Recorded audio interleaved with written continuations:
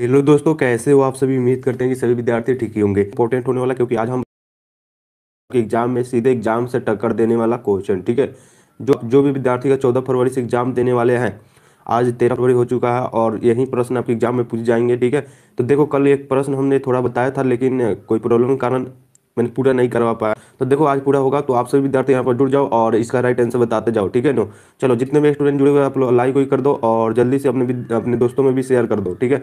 और चलो जल्दी जल्दी से देखो यहाँ पर, और क्वेश्चन का आंसर आप लोग जवाब देते चलो, चलो ठीक है। चलो यहाँ पर देखो, दिया गया पहला नंबर क्वेश्चन देखिए कि 1090 डिग्री माइनस ए बराबर क्या होगा। जल्दी से बताओगे इसका राइट आंसर। सूत्र क्या होती है बाबू, ठीक है ना। तो देखो, ये सूत्र ही होती है बाबू, 1090 डिग्री माइनस ए बराबर क्या होती है। सूत्र बताओ कि क्या होगा। तो मैंने आपको बताया कि जो 10 है बाबू, कॉट में सिंपली से बदल जाती है, यानी कि देखो 1090 माइनस ए बराबर हो जाती है बाबू कॉट, कॉट ए, ठीक है ना। तो इसका राइट आंसर क्या मारोगे, तो ऑप्शन नंबर बी मारोगे, कॉट है। तो बिल्कुल करेक्ट जवाब होगा ऑप्शन नंबर बी, ठीक है ना। तो इसको आप लोग याद कर लो, और यही इस तरह का प्रश्न आपके एग्जाम में अवश्य पूछे जाएगा, ठीक है ना। और एग्जाम में रहेगा कि कॉट 90 माइनस से बराबर क्या होगा, तो 10 होगा। और साइन 90 माइनस ए बराबर क्या होगा, तो बहुत कॉस होगा, ठीक है ना। इस तरह से आप लोग याद रखोगे ना, तो आपके एग्जाम में बहुत ही ज़्यादा मार्क्स आएगा। देखो, नेक्स्ट प्रश्न यहाँ पर आप लोग देख सकते हो, दिया गया दोनों प्रश्न की निम्नलिखित में कौन, ठीक है ना, कौशिक थीटा, कौशिक थीटा के बराबर है। निम्नलिखित में से कौन कौशिक थीटा के बराबर है। तो आप लोग बताओ कि इसका राइट आंसर क्या होगा। जल्दी से सभी विद्यार्थी अपने दोस्तों में शेयर कर दो और जल्दी जल्दी से बताओ। सर आप ये पहले बताए थे। हाँ हाँ बाबू, बता दिया है सर, कल ही बताए थे, लेकिन आज बता देते हैं। पूरा क्वेश्चन नहीं बता पाए थे ना, 15-16 क्वेश्चन बताए थे। देखो, तो इसका राइट आंसर बता दो बाबू। देखिए, निम्नलिखित में कौन कौशिक थीटा, ठीक है ना, कौशिक थीटा के बराबर है। इसका राइट आंसर बताओगे कि क्या होगा। तो देखो, मैंने आपको बता दिया बाबू कि कौशिक थीटा के बराबर कौन होता है। तो कौशिक थीटा के बराबर होता है बाबू 1 बटा क्या होता है बाबू, तो साइन थीटा होता है बाबू, ठीक है ना। तो देखो, कौशिक थीटा बराबर होता है 1 बटा साइन थीटा, यानी कि साइन थीटा बराबर हो जाएगा 1 बटा कौशिक थीटा, ठीक है ना। तो दोनों आप लोग याद रखोगे। ऑप्शन नंबर सी इसका करेक्ट जवाब होगा, और जो भी विद्यार्थी ऑप्शन नंबर सी बता रहे हैं उनका सही जवाब होगा, ठीक है ना। तो आप लोग बताते चलो बाबू, ठीक है ना। साफी कुमारी बता रहे हैं, सोनम कुमारी, सी होगा बाबू, ठीक है ना, सी बताओगे। ये रोशनी राज जुड़ चुकी है, ओके सर जी, वेरी गुड। चलो बताओ आप लोग सभी विद्यार्थी जल्दी जल्दी से बताओगे, ठीक है ना। इंपॉर्टेंट क्वेश्चन आज कराने वाले हैं, ठीक है। चलो 3 नंबर क्वेश्चन यहाँ पर बताओगे। दिया गया प्रश्न के निम्नलिखित में से कौन किसी घटना की प्रायिकता नहीं हो सकती। मतलब किसी घटना की प्रायिकता कौन नहीं हो सकती। तो मैंने बताया बाबू कि निश्चित घटना की प्रायिकता 1 होती है, और अनिश्चित घटना की प्रायिकता 0 होती है, और साधारण घटना की प्रायिकता जो होती है 0 से लेकर 1 के बीच में होती है, ठीक है ना। मतलब किसी घटना की प्रायिकता हो सकती है, कब हो सकती है, तो किसी घटना की प्रायिकता तब होगी जब 0 बराबर और बराबर पी के बराबर रहेगा, ठीक है ना। और बड़ा और बराबर रहेगा 1 के, ठीक है ना। यानी कि 0 और 1 के बीच में जब हमारा संख्या रहेगा, तब हमारे किसी घटना की प्रायिकता हो सकती है। अन्यथा 0 और 1 के बीच में कोई संख्या नहीं आ रहा है, तो उसके हमारा प्रायिकता नहीं हो सकती। यानी देखो, जो ऑप्शन नंबर ए में दिया गया, तो 0 और 1 के बीच में नहीं है, इसीलिए जो हमारा है वो प्रायिकता नहीं हो सकती, किसी घटना की प्रायिकता नहीं हो सकती, ऑप्शन नंबर ए। अगर आपके एग्जाम में रहेगा 0.2, 0.3, 0.6, तो ये सारे प्रायिकता हो सकती है, ठीक है ना। लेकिन 0.3 जो है वो हमारे किसी घटना की प्रायिकता हो ही नहीं सकती है, इसीलिए इसका right answer option number A होगा। और जो भी विद्यार्थी ऑप्शन नंबर ए बता रहा है उनका सही जवाब होगा बाबू, ठीक है ना। चलो, बिल्कुल आप लोग याद रखते चलो बाबू। सोनम कुमारी और जितने भी स्टूडेंट जुड़े हैं, रोशनी और पूनम मिश्रा, आप लोग बताते चलो सर। मो चलो, बहुत अच्छा बाबू। देखो यहाँ पर सभी विद्यार्थी बताओगे। यहाँ पर देखो, नेक्स्ट प्रश्न यहाँ पर दिया गया 4 नंबर क्वेश्चन देख सकते हो। दिया गया कि यदि दो समरूप त्रिभुजों के क्षेत्रफलों का अनुपात अगर 64 अनुपात कितना है बाबू, तो 64 अनुपात 121 है, तो आप लोगों को क्या बताना है, तो बताना है कि संगत भुजाओं का अनुपात क्या होगा, ठीक है ना। तो इसका राइट आंसर बताओगे कि क्या होगा। तो मैंने आपको कल बताया था बाबू, देखो, अगर दो समरूप त्रिभुजों का क्षेत्रफल अगर दिया रहेगा और आपसे त्रिज्या यानी अनुपात पूछेगा, संगत भुजाओं का अनुपात पूछेगा, तो इसको रूट में लगाकर आधा कर देते बाबू, ठीक है ना। यानी कि जब 64 और 1 से 21 दिया गया है, तो देखो इसको जब आप लोग रूट में करोगे 64 अनुपात 21, तो क्या बचेगा, तो बचेगा 8×8 = 64 अनुपात 11×11 = 21, यानी कि 8:11 आएगा, ठीक है ना।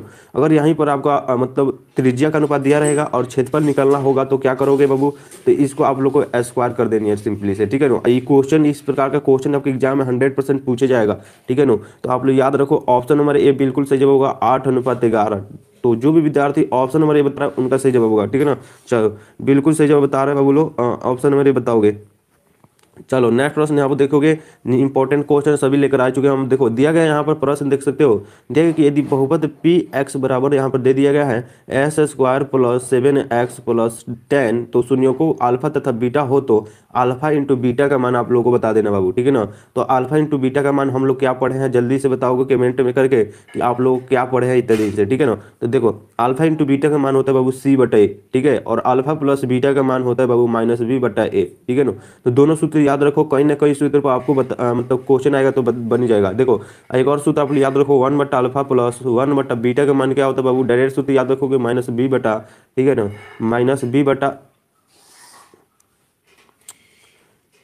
बी बटा सी, ठीक है ना।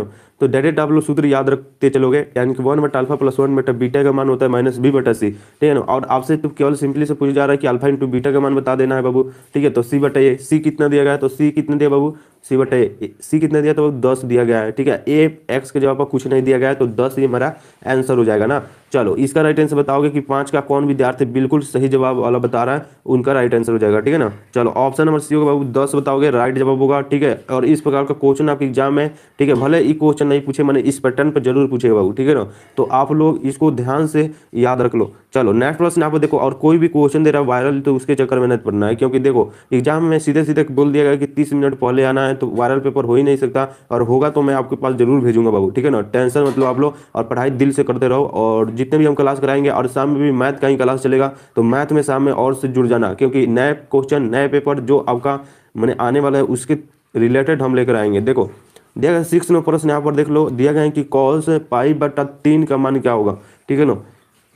और यहीं पर दे देगा कि कॉस 10 पाई बटा 6 का मान क्या होगा, ठीक है ना। इस तरह से आपके एग्जाम में देते रहते हैं बाबू, ठीक है। तो आप लोग एक बता बन जाएगा ना, सभी बन जाएगा। देखो दिया रहेगा यहाँ पर कॉस पाई बटा 3 का मान क्या होगा, तो हम लोग बाबू त्रिकोणमिति में पाई का मान 22/60 नहीं लिखेंगे, ना 3.14 लिखेंगे, मात्र यहाँ पर लिखना है 180 डिग्री बटा 3, ठीक है ना। जितना कटेगा उतना का मान आप लोगों को बता देना है, यानी कि देखो, यानी कि कॉस पाई बटा 3 का मान हो गया यहाँ पर देखो 180/3। 180 को अगर 3 से कटाओगे तो 60 मर्द में कटेगा, 6 का 18 यानी 60 मर्द में। तो देखो कॉस 60 डिग्री का मान हमने आपको क्या बताया है, जल्दी से कमेंट करके बताओगे कि कॉस में 60 डिग्री की मान कितनी होती है। और एक और बताओ कि साइन में 60 डिग्री की मान कितनी होती है बाबू, तो साइन में 60 डिग्री की मान होती है बाबू √3/2 होती है, लेकिन कॉस 60 डिग्री का मान होती है बाबू 1/2, ठीक है ना। तो आप लोग याद रखोगे, इसका राइट आंसर क्या होगा, 1/2 आ रहा है, तो बताओ कहाँ पर इसका राइट आंसर दिया गया बस, ठीक है ना। चलो जल्दी से बताओगे सभी विद्यार्थी, चलो वेरी गुड, रोशनी बहुत बढ़िया, सोनम, घनश्याम बाबू, चलो बहुत अच्छा बाबू, वेरी गुड। इसी तरह से बताओगे तो सही जवाब होगा, ऑप्शन नंबर ए मारोगे राइट जवाब होगा। चलो अब हम लोग चलेंगे नेक्स्ट प्रश्न बाबू, 7 नंबर प्रश्न यहाँ पर देखोगे, सभी प्रश्न इंपॉर्टेंट है बाबू। देखो दिया गया कि बहुपद y³ - 2y² -√3y प्लस 1/2 का घात कितना होगा, ठीक है ना। तो इसका राइट आंसर बताओ, यहाँ पर तो सीधे दिख रहा है बाबू। देखो मैंने आपको बताया कि y भी एक चर राशि है, x भी चर राशि है, तो x के जगह पर y भी रह सकता है, ठीक है ना, कोई दिक्कत की बात नहीं है। m भी रह सकता है, n भी रह सकता है, कोई भी संख्या रह सकता है, बस आप लोगों को पहचानना आना चाहिए कि बहुपद कौन सा है, ठीक है ना, तो हमारा सही जवाब हो जाता है, ठीक है ना। चलो तो बहुपद यहाँ पर देख सकते हो कि इसका घात क्या है, तो इसका सबसे बड़ा घात है जो 3 है बाबू, ठीक है ना। तो बड़ा का घात को देखना है कि सबसे बड़ा वाला घात कितना, वो हमारा बहुपद है, यानी कि त्रिघात बहुपद है बाबू, यानी कि इसका जो घात पूछा जा रहा है वो 3 है। तो बिल्कुल सही जवाब आप लोग बताओ कि इन चारों ऑप्शनों में से क्या सही जवाब होनी चाहिए, ठीक है ना। और अपने दोस्तों में शेयर करो, लाइक करो, ताकि और सारे विद्यार्थी जुड़ जाए, ठीक है। चलो चलो बाबू ऑप्शन नंबर सी बिल्कुल सही जवाब होगा बाबू, ऑप्शन नंबर सी जो विद्यार्थी बता रहा है ना उनका सही जवाब होगा पटना, ठीक है ना। चलो नेक्स्ट प्रश्न देखो, यहाँ पर दे दिया गया, ये भी इंपॉर्टेंट क्वेश्चन ही है बाबू। देखो दिया गया कि किसी बाह्य बिंदु से, मतलब किसी बाह्य बिंदु से एक स्पर्श रेखा पर कितनी स्पर्श रेखाएं खींची जा सकती है बाबू। देखो मतलब आपसे एक प्रश्न पूछा जा रहा है, मान लो कि कोई वृत्त है, ठीक है ना, ये वृत्त एक वृत्त है, तो एक वृत्त हो गया, और बाह्य बिंदु यानी कि बाहर वाला बिंदु से, तो बाहर वाला बिंदु से एगो स्पर्श रेखा ऊपर खींच देना, एक स्पर्श रेखा नीचे। अगर मान लो कि यहाँ पे एगो स्पर्श रेखा खींची गई, एक यहाँ पे तो कट जा रहा है, ठीक है ना, रेखा एक दूसरे से कट जा रहा है, तो वो नहीं कटना नहीं चाहिए बाबू, ठीक है ना। दो ही स्पर्श रेखा खींच सकते हैं बाह्य बिंदु से। तो आप लोग बताओ कि इसका राइट आंसर क्या होगा, बिल्कुल सही जवाब आप लोग को बता देना है कि इसका सही जवाब क्या होना चाहिए, ठीक है ना। चलो ऑप्शन नंबर बी होगा बाबू ना। चलो 2 मारोगे राइट जवाब होगा, बिल्कुल सही जवाब होना चाहिए, ठीक है ना। चलो ऑप्शन नंबर बी मारोगे राइट जवाब होगा। चलो नेक्स्ट प्रश्न चलते हैं हम लोग।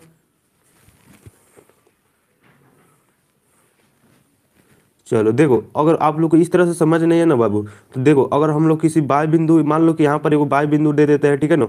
बाह्य बिंदु यहाँ पर मैंने पूछ रहा है किसी बाह्य बिंदु से एक वृत्त पर स्पर्श रेखा कितनी खींची जा सकती है। तो मान लो यहाँ पर एगो बाह्य बिंदु हो गया और यहाँ से स्पर्श रेखा खींची होगी तो दो ही स्पर्श रेखा खींचा पाएगा बाबू वृत्त पर, ठीक है ना। मतलब ये वो वृत्त पर तो आप लोग जानते हैं कि अनंत रेखा खींचा सकता है, ठीक है ना। तो आप लोगों को मालूम होना चाहिए कि अगर एगो बाह्य बिंदु अलग हम दे देते हैं तो उस पर का कितना रेखा खींची जा सकती है, दो। इसे बताओ तीसरा रेखा खींचा पाएगा, नहीं खींचा पाएगा ना। चलो तो आप लोग इस तरह से याद रखोगे ना बाबू, तो आपके एग्जाम में 100% मार्क्स मिलेगा, ठीक है। चलो ऑप्शन में भी मारोगे राइट जवाब होगा। चलो नेक्स्ट प्रश्न यहाँ पर देखोगे, सभी प्रश्न इंपॉर्टेंट है बाबू, अगर समझ लोगे ना तो बहुत ज़्यादा आसान हो जाएगा आपका एग्जाम में, ठीक है ना। चलो देवेंद्र पंडित बिल्कुल सही बता रहे हैं। और देखो घन घन भूषण, हाँ घन भूषण बता रहे हैं बिल्कुल सर। सर आपका नाम क्या है सर? तो बाबू हमारा नाम है प्रकाश सर। आप लोगों को मैं कई बार बता दिया बाबू, और डेली नहीं जुड़ते हो। देखो यहाँ पर अटनाट जल्दी से देखो, जल्दी से देखो, क्योंकि सुबह का टाइम है, और जल्दी जल्दी से याद करते जाओ यार, दिमाग फ्रेश होना चाहिए आप लोग को। देखो देखो कि निम्नलिखित में बहुपद नहीं है, मतलब बहुपद कौन नहीं है इसमें से आप लोग को बताना है, ठीक है ना। यहाँ पर आप लोग को मालूम हो जाए केवल दो पर इथी है, ठीक है ना, एक्स पर नहीं है, दो पर केवल इथी है, रूट है। तो आप लोग बताओ कि इसमें से कौन बहुपद नहीं है, तो जल्दी से बताओगे। मैंने आपको बताया बाबू रूट अंडर एक्स, ठीक है, रहेगा तो बहुपद नहीं होगा, एक्स पावर -1 रहेगा तो बहुपद नहीं होगा, और 1/x रहेगा तो बहुपद नहीं हो सकता, ठीक है ना। तो बताओ कि इसका राइट आंसर कहाँ पर दिया गया है, बिल्कुल सही जवाब बता दो, ठीक है ना। ऑप्शन में भी होगा बाबू, ठीक है ना।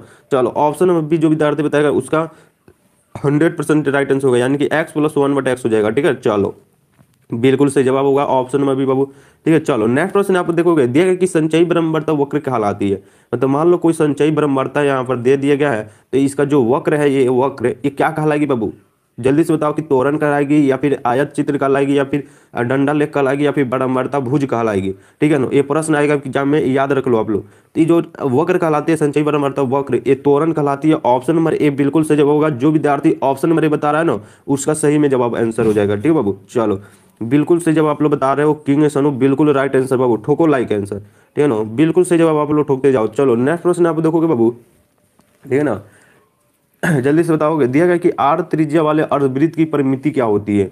मतलब आपसे प्रश्न पूछे जा रहा है, ध्यान से सुनोगे कि आर त्रिज्या वाले अर्धवृत्त का परिमिति पूछी जा रही है ना, तो इसका राइट आंसर क्या बताओगे। ये सूत्र नहीं होता बाबू, अर्धवृत्त की परिमिति क्या होती है सभी विद्यार्थी बताओगे, और आप लोग इस क्वेश्चन का आंसर कई बार आप लोग बनाए ही होंगे, ठीक है ना। चलो देवेंद्र पंडित बिल्कुल से जवाब बता रहे हो बाबू, किंग सनू बिल्कुल से जवाब बता रहे हैं, यानी कि πr+2r होगा बाबू, ठीक है ना। याद रखोगे आप सभी विद्यार्थी, यानी कि क्या होता है बाबू, आर त्रिज्या वाले अर्धवृत्त की जो परिमिति होती है πr+2r होती है ना, ठीक है ना। ऑप्शन नंबर कहाँ पर दिया गया, तो बाबू ऑप्शन नंबर सी में दिया गया है, ठीक है ना, याद रखोगे। यहाँ पर क्या दिया गया बाबू, तो दिया गया है कि वृत्त का परिधि दिया गया है 2πr होता है, ठीक है ना, और वृत्त का क्षेत्रफल होता है πr²। तो आप लोग तो जानते ही हो बाबू सभी विद्यार्थी। चलो यहाँ पर देखो यहाँ पर अब चलो नेक्स्ट प्रश्न की तरफ में हम लोग चलेंगे। यहाँ पर देखोगे सभी विद्यार्थी लाइक नहीं कर रहे हो तो लाइक कर दो सबसे पहले। देखो यहाँ पर देखो दिया गया है कि त्रिभुज ए बी सी में ए बी बराबर इतना दे दिया गया और बी सी बराबर दे दिया गया 12 सेंटीमीटर। तो बी सी बराबर यहाँ पर देखो 6 सेंटीमीटर दे दिया गया है। तो कोण ए का मान कोण बी का मान बता देना है कि क्या होगा, ठीक है ना। देखो यहाँ पर कोण बी क्या दिया गया है, तो ई बता देना है कि क्या होगा। तो हम लोग जानते हैं बाबू, ध्यान से सुनो के बात, हम लोग जानते हैं बाबू अगर तीनों कोण हमारा 90 डिग्री का आ जाता है, ठीक है ना, तो वो जो समकोण कहला जाता है। यानी देखो जब मान लो कि ये हमारा त्रिभुज है, अगर कोण बी 90 डिग्री का आ जाएगा तो हमारा ये समकोण त्रिभुज कहलाएगा। हम लोग जानते हो बाबू कि ये वो त्रिभुज है जो कितना डिग्री का कोण बनाता है, ये वो त्रिभुज 180 डिग्री का कोण बना देता है बाबू, ठीक है ना। याद रखोगे, क्वेश्चन आगे मिलेगा, एग्जाम में रहेगा कि एक त्रिभुज कितने डिग्री का कोण बनाता है, तो 180 डिग्री का कोण बना देता है, ठीक है ना। चलो तो देखो यहाँ पर हम लोग क्या देखेंगे बाबू, तो यहाँ पर आप लोग देखो दे दिया गया ये त्रिभुज की रचना हम लोग सिंपली से यहाँ पर कर देते हैं। देखो ध्यान से, यहाँ पर मान लो कि ए हो गया, ए बी हो गया, ए सी हो गया। इसका कोण हमको निकालना है कि कोण जो है बी वो कितना डिग्री की आ रहा है, ठीक है ना। और देखो अगर हमारा मतलब कर्ण के बराबर, मान लो कि यहाँ पर कर्ण नीचे कर्ण जो है वो 12 सेंटीमीटर दिया गया है, और लंब जो है यहाँ पर 6 सेंटीमीटर दिया गया है, और जो आधार है वो आधार कितना दिया गया बाबू, तो 6√3 में दिया गया ना ए बी का मान। तो देखो तो यहाँ पर आप लोग देख सकते हो।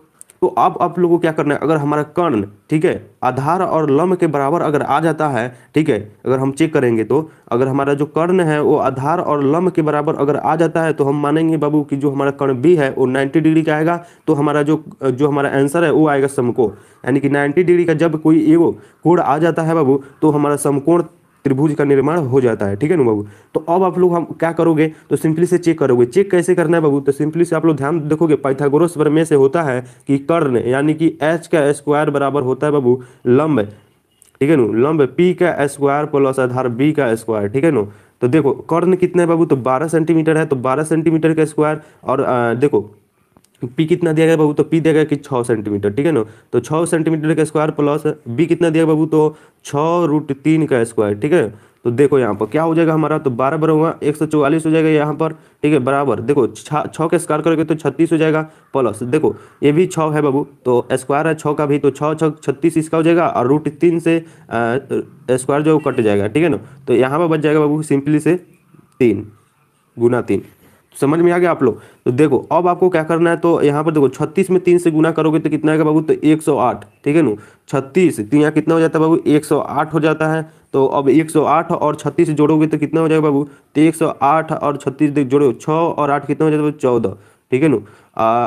36 देखो तो कितना हो जाएगा बाबू, तो 144, देखो दोनों कोण एक दूसरे के बराबर आ गए, 144 बराबर 144, ठीक है ना।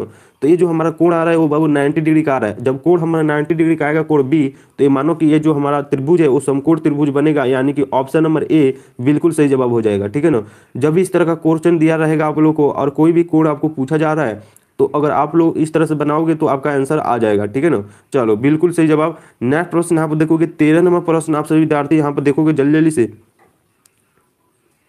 चलो बाबू देखो, Riddhi Kumari good morning sir, good morning, yes sir, चलो वेरी गुड। देखो यहाँ पर सभी विद्यार्थी यहाँ पर जुड़ोगे, दिया गया कि एक पासे को उछालने में 3 से बड़ी संख्या आने की प्रक्रिया क्या होती है, ठीक है ना।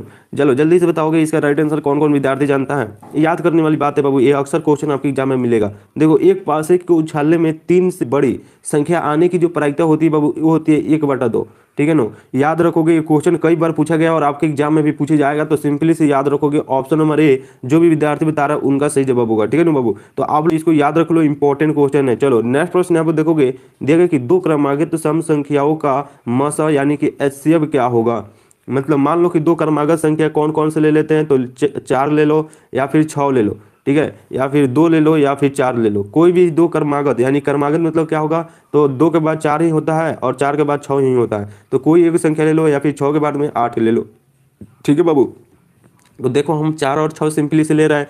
तो अभाज्य मतलब मौसा क्या होता है बाबू, तो मौसा वह संख्या मतलब कहते हैं जिसका उभयनिष्ठ गुणन दोनों में समान रहता है। मान लो कि 4 का हमने निकाला, यहाँ पर देखोगे 4 में किसके से भाग लग जाएगा बाबू, 2 गुना 2 से भाग लगेगा। 6 में लगेगा बाबू 3 गुना 2 से। तो देखो इसमें मौसा क्या होगा बाबू, तो हो जाएगा उभयनिष्ठ गुणनखंड, यानी कि केवल 2 ही आ रहा है बाबू। देखो उसी प्रकार से हम लोग 6 और 8 को भी लेंगे, तो इसमें भी उभयनिष्ठ गुणनखंड जो आएगा बाबू 2 ही आएगा। देखो यहाँ पर 3 दूना 6 हो जाएगा, और यहाँ पर देखो 4 दूना 8 हो जाएगा, इसमें भी 2 आ रहा है। यानी कि अगर कभी हम दो क्रमागत सम संख्याओं का अगर एचसीएफ निकालेंगे बाबू, तो 2 ही आएगा। ये बात 100% आप लोग याद रखो, और ये प्रश्न आपके एग्जाम में पूछे ही जाएंगे बाबू, ठीक है ना। और जो भी विद्यार्थी इसका राइट आंसर बताएगा उसको रसगुल्ला खिलाया जाएगा, ठीक है। देखो यहाँ पर नेक्स्ट प्रश्न यहाँ पर देखो दिया गया है कि प्रथम 10 सम प्रकृति संख्याओं का माध्य आपको निकाल देना है। कैसे निकालोगे, तो माध्य निकालने की सबसे पहले तकनीक आप लोग जानो, ठीक है ना। माध्य जितना भी दिया रहेगा उतना संख्या से नीचे भाग, देखो 10 संख्या दिया गया है तो 10 से नीचे पहले भाग दे दो, ठीक है ना। 10 सम प्रकृति दिया तो 10 से नीचे पहले भाग दे दो, और फिर उसके बाद में मतलब सम संख्या हम लोग कहते हैं बाबू 2 4 6 8 10, यानी 2 का पहाड़ा 10 बार लिख दो, बस इतना ही करना है। तो 2 का पहाड़ा 10 बार लिख देना है, ठीक है ना। तो देखो 2 4 6 8 10 12 14 16 18 और 20 हो जाएगा बाबू, ठीक है ना। अब इसको आप लोग जोड़ दो, और 10 से तो भाग हम लोग सिंपली से दे देंगे। तो देखो 2 दूना 4 4, देखो 2 और 4 6 हो जाता है, 6 6 12 12 8 20 20 10 30 30 और 12 कितना हो जाता है बाबू, 42 42 और 14 जोड़ोगे तो कितना हो जाएगा बाबू, तो 42 और 14 जोड़ोगे तो कितना हो जाएगा बाबू, तो 56, ठीक है ना। और उस पर से जोड़ोगे तो इसका जो संख्या आएगा बाबू, तो वो आएगा 100 कितना आता है बाबू, जल्दी से बताओ, 110 आएगा ना, ठीक है। तो 110 आता है, और 110 में 10 से भाग देते हो तो कितना आएगा बाबू, तो देखो 0 से 0 कैंसिल, यानी कि 11 आ रहा है ना। तो इसका राइट आंसर कौन विद्यार्थी बता रहा है, बिल्कुल सही जवाब कौन बता रहा है बाबू, ठीक है ना। चलो जल्दी से बताओगे कितना आएगा बाबू, ऑप्शन नंबर बी नो आएगा। तो आप लोग राइट आंसर काहे नहीं बता रहे लोग, जल्दी से बताओ, इसका ऑप्शन नंबर बी होगा, बिल्कुल सही जवाब होगा। आप लोग इसको याद रखोगे, इंपॉर्टेंट क्वेश्चन है। चलो नेक्स्ट प्रश्न यहाँ पर देखोगे सभी विद्यार्थी ध्यान से, 16 नंबर प्रश्न यहाँ पर दे दिया गया है। दिया गया है कि साइन साइन 18 डिग्री बटा दे दिया गया है कि कॉस 72 डिग्री, ठीक है ना। ये प्रश्न आएगा बाबू एग्जाम में, ध्यान से देखो। तो साइन 18 डिग्री यानी कि प्रश्न आएगा इसी पैटर्न पर। देखो मान लो कि यहाँ पर साइन दिया है तो यहाँ पर कॉसेक दे दिया गया 18 डिग्री, या फिर यहाँ पर और दूसरा संख्या दे दिया गया, मतलब आएगा इसी पैटर्न पर बाबू, ठीक है ना। जो पैटर्न हम पढ़ा रहे हैं इसी पैटर्न के अलावा दूसरा आएगा तो हमसे पूछिएगा, ठीक है ना। देखो हम जानते हैं बाबू कि साइन साइन 90 माइनस थीटा बराबर कितना होता है बाबू, तो होता है बाबू कॉस थीटा में, यानी कि साइन कॉस में चेंज हो जाता है और टेन कितने में चेंज हो जाता है बाबू, कॉट में चेंज हो जाता है, यानी कि टेन 90 माइनस थीटा बराबर हो जाता है कॉट थीटा, ठीक है। उसी फॉर्म में आपको बता देना है, ठीक है, सिंपली से। यानी देखो हम जानते हैं यहाँ पर, देखो ध्यान से, अगर हम लोग साइन का चेंज कर देंगे कॉस में तो हमारा आंसर आ जाएगा, मतलब कटा कर एक ले आ देना है हम लोग किसी तरह से। तो देखो सिंपली से हम लोग क्या करेंगे बाबू, तो साइन 18 डिग्री ऊपर उसी तरह से रहेगा और कॉस को हम लोग चेंज कर देते हैं बाबू साइन में, ठीक है, तो कट जाएगा हमारा। तो देखो अब हो जाएगा बाबू कॉस 90 माइनस 18 डिग्री, यानी जब हम लोग 72 में से सॉरी 72 को और 18 को आप लोग जोड़ोगे तो कितना हो जाएगा बाबू, तो हो जाएगा कितना हो जाएगा बाबू, तो कितना हो जाएगा, तो हो जाएगा बाबू कितना, तो 18 डिग्री आ जाएगा, ठीक है ना। तो उसी प्रकार से हम लोग करेंगे। तो देखो साइन कितना दिया गया, साइन 18 डिग्री बटा कॉस 90 माइनस 18 डिग्री कितना हो जाएगा बाबू, तो हो जाएगा बाबू साइन 18 डिग्री बटा हो जाएगा बाबू साइन 18 डिग्री, ठीक है ना। तो देखो अब कटा दोगे आप लोग तो कट जाएगा, तो कितना जाएगा बाबू, एक आ जाएगा, ठीक है ना। मात्र किसी भी करके आप लोग को एक लगा देना बाबू, ठीक है ना। ऑप्शन नंबर बी हो जाएगा, ठीक है। चलो नेक्स्ट प्रश्न देखो, यहाँ पर आप लोग को देखोगे इंपॉर्टेंट क्वेश्चन दिया गया बाबू, ठीक है, ध्यान से देखो। दिया गया है क्वेश्चन, देखो ध्यान से और समझ लेना है आप लोगों को। दिया गया कि त्रिभुज एबीसी में कोण ए तथा कोण बी पूरक हो तो कॉट सी का मान बता देना है, ठीक है। तो मैंने आपको बताया कि पूरा कोण किसे कहा जाता है बाबू, तो पूरा कोण हम लोग कहते हैं 90 डिग्री को, ठीक है ना। पूरा कोण कहते हैं 90 डिग्री को, यानी कि हम लोग को पता हो गया कि कोण ए और कोण बी जो है वो पूरक यानी कि 90 डिग्री का है, ठीक है ना। तो देखो मान लो कि यहाँ पर वो त्रिभुज का हम लोग रचना कर रहे हैं और यहाँ पर हम लोग क्या कर देते हैं बाबू, तो यहाँ पर कोण ए मान लेते हैं, यहाँ पर बी मान लेते हैं, यहाँ पर सी, यानी कि कोण ए तो हमारा दे दिए कि 90 डिग्री, ये 90 डिग्री, और कोण सी भी हमारा बी भी है जो 90 डिग्री का है, तो कॉट सी यानी कि सी का मान हमको बताना है कि ये कितना डिग्री का आ रहा है, ठीक है ना बाबू। तो अब आप लोग क्या करोगे, तो देखो अगर एग्जाम में 5 नंबर या फिर 2 नंबर में दिया रहता है तो क्या करते, तो करते बाबू कि हम जानते हैं कि जब दो कोण 90 डिग्री का हो, 90 डिग्री के बराबर होता है तो पूरा कोण कहलाता है, ठीक है ना। उसके बाद आप लोग क्या करते, तो देखो कोण ए प्लस कोण बी बराबर 90 डिग्री, ठीक है ना। तो अब आपको क्या करना है कि अब हम जानते हैं कि त्रिभुज 180 डिग्री का कोण बनाता है, मतलब ये वो जो त्रिभुज होता है पूरा वो 180 डिग्री का कोण बनाता है बाबू, ठीक है ना। ध्यान में रखिए, अगर क्वेश्चन आपके एग्जाम में आएगा तो इस तरह से जरूर करोगे। तो अब आपको लिखना है यहाँ पर नीचे कि त्रिभुज एबीसी में, यानी कि कोण ए प्लस कोण बी प्लस कोण सी बराबर 180 डिग्री बाबू, ठीक है ना। तो अब हम लोग जानते हैं बाबू कि कोण ए प्लस कोण बी इसका तो मान दिया गया हमारा 90 डिग्री, तो हम लोग 90 डिग्री यहाँ पर सिंपली से लिख देंगे इसके जगह पर, प्लस कोण सी के तो मान निकलना हमको। तो देखो कोण सी बराबर हो जाएगा 180 डिग्री। तो अब बताओ यहाँ पर देखो कि 90 डिग्री यहाँ पर प्लस में दिया गया है तो इधर जाएगा 180 डिग्री के इधर, इधर माइनस में हो जाएगा 90 डिग्री बाबू, ठीक है। तो हमारा कोण सी का मान निकल जाएगा, यानी कि कोण सी बराबर कितने हो जाएगा बाबू, तो 180 में से 90 जाएगा तो 90 डिग्री हो जाएगा, ठीक है ना। तो हमने देखा कि त्रिभुज एबीसी के जब रचना किया तो कोण ए का भी 90 डिग्री, कोण बी का भी 90 डिग्री और कोण सी का भी 90 डिग्री आ रहा है। तो अब हमको क्या पूछा जा रहा है बाबू, तो अब हमको सिंपली से पूछा जा रहा है कि कॉट सी का मान क्या होगा।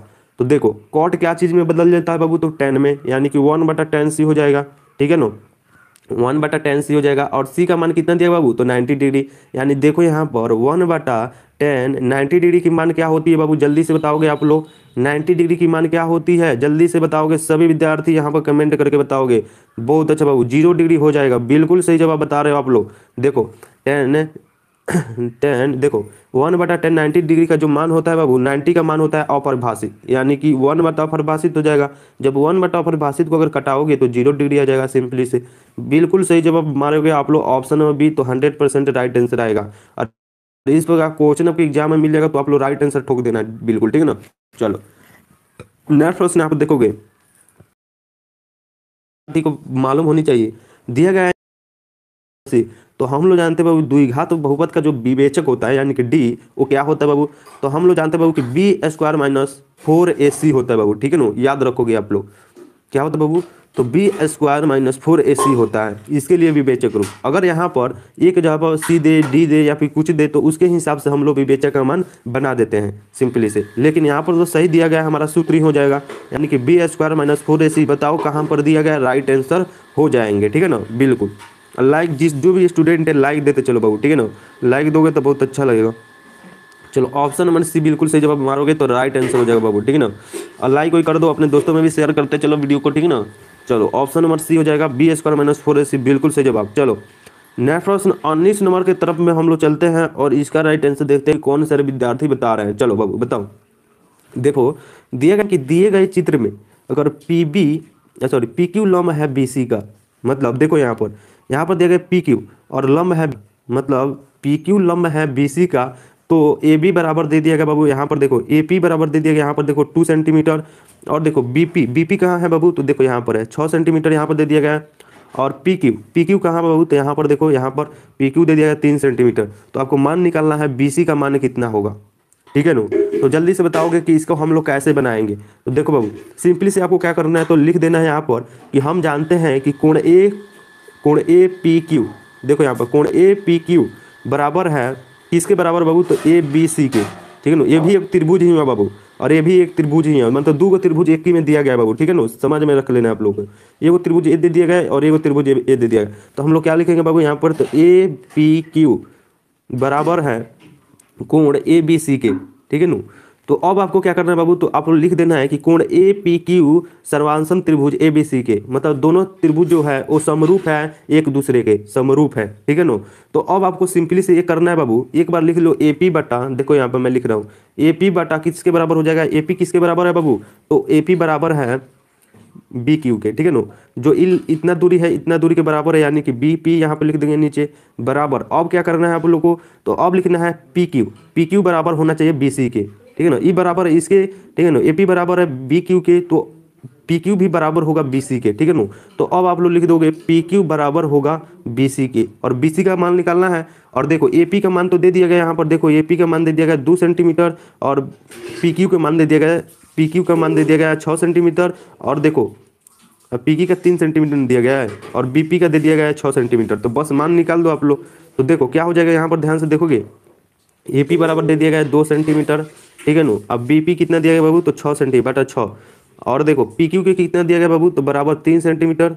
और देखो अब बी सी तो निकालना है बाबू, तो अब तिरछे तिरछी गुना कर दो, हमारा आंसर आ जाएगा धक्का देना, ठीक है नो। तो देखो बी सी से 2 में गुना करोगे तो 2 बी सी हो जाएगा बाबू, ठीक है नो, बराबर 6 तिरका 18, है नो, बराबर 6 तिरका 18 हो जाएगा। तो देखो बी सी के साथ में है 2 गुना में, तो 18 के साथ में क्या होगा बाबू, भागा में आ जाएगा, यानी कि 2 बी सी बराबर 18 सेंटीमीटर। तो देखो बी सी बराबर क्या हो जाएगा बाबू, तो 18 बटा 2 सेंटीमीटर हो जाएगा। और जब कटेगा तो क्या हो जाएगा बाबू, बी सी बराबर 9 सेंटीमीटर हो जाएगा। यानी कि इसका जो हमारा आंसर आ गया बाबू बी सी का मान, वो आ गया बाबू हमारा, यानी कि 9 सेंटीमीटर। यानी कि ऑप्शन नंबर बी जो विद्यार्थी मारेगा नु उसका सही जवाब होगा। सर एक बार,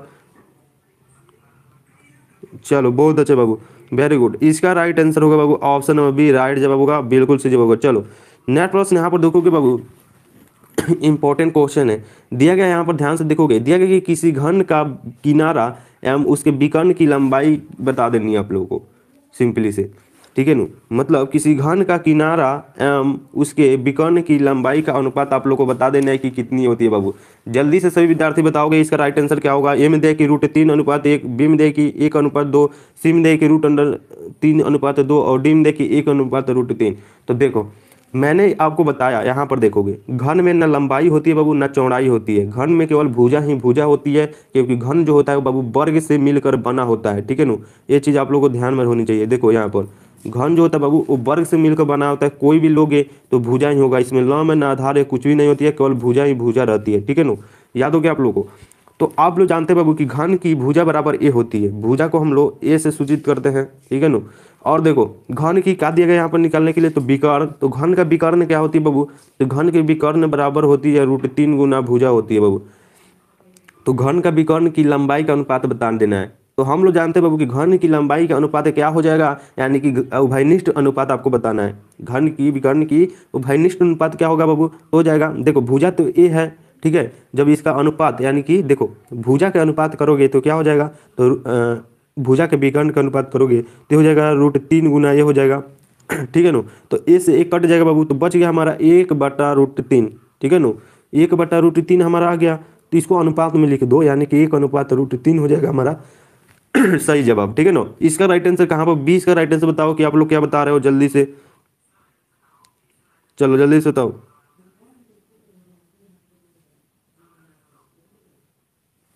चलो जल्दी से बताओगे, जल्दी जल्दी से सभी। प्रिंस कुमार डी बता रहे हैं, बिल्कुल सही जवाब बाबू, option number D right answer हो। देखो 1:3, बिल्कुल सही जवाब होगा बाबू, ऑप्शन नंबर डी, ठीक है ना बाबू। चलो जल्दी जल्दी से बताओ पार्टनर, इसका राइट आंसर क्या होगा।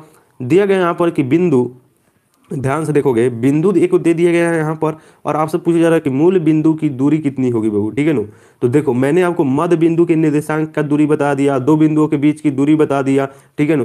तो अब आप लोग बताओ कि मूल बिंदु की दूरी क्या होती है बाबू, ठीक है ना। मान लो कि एगो बिंदु दे दिया गया यहाँ पर, ठीक है, और इसका मूल बिंदु से दूरी पूछी जा रही है कि कितनी होगी, ठीक है ना। अब मैंने मध्य बिंदु का दूरी का सूत्र क्या बताया था, तो x1 + x2/2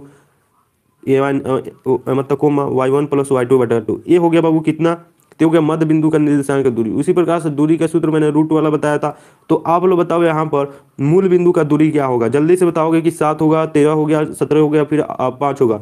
देखो याद रखोगे, जब भी आपको मूल बिंदु का दूरी पूछेगी तो h यानी कि h बराबर क्या हो जाएगा बाबू, तो हो जाएगा, सॉरी p बराबर क्या हो जाएगा, तो हो जाएगा h² प्लस, ठीक है ना, b², ठीक है ना। तो आप लोगों को किसी भी करके दोनों का स्क्वायर कर देना है रूट में, बस मात्र यही मूल बिंदु का दूरी का सूत्र होता है। देखो यहाँ पर क्या हो जाएगा बाबू, तो d बराबर हो जाएगा, ध्यान से देखोगे, यानी कि -5 का स्क्वायर प्लस 12 का स्क्वायर, ठीक है ना।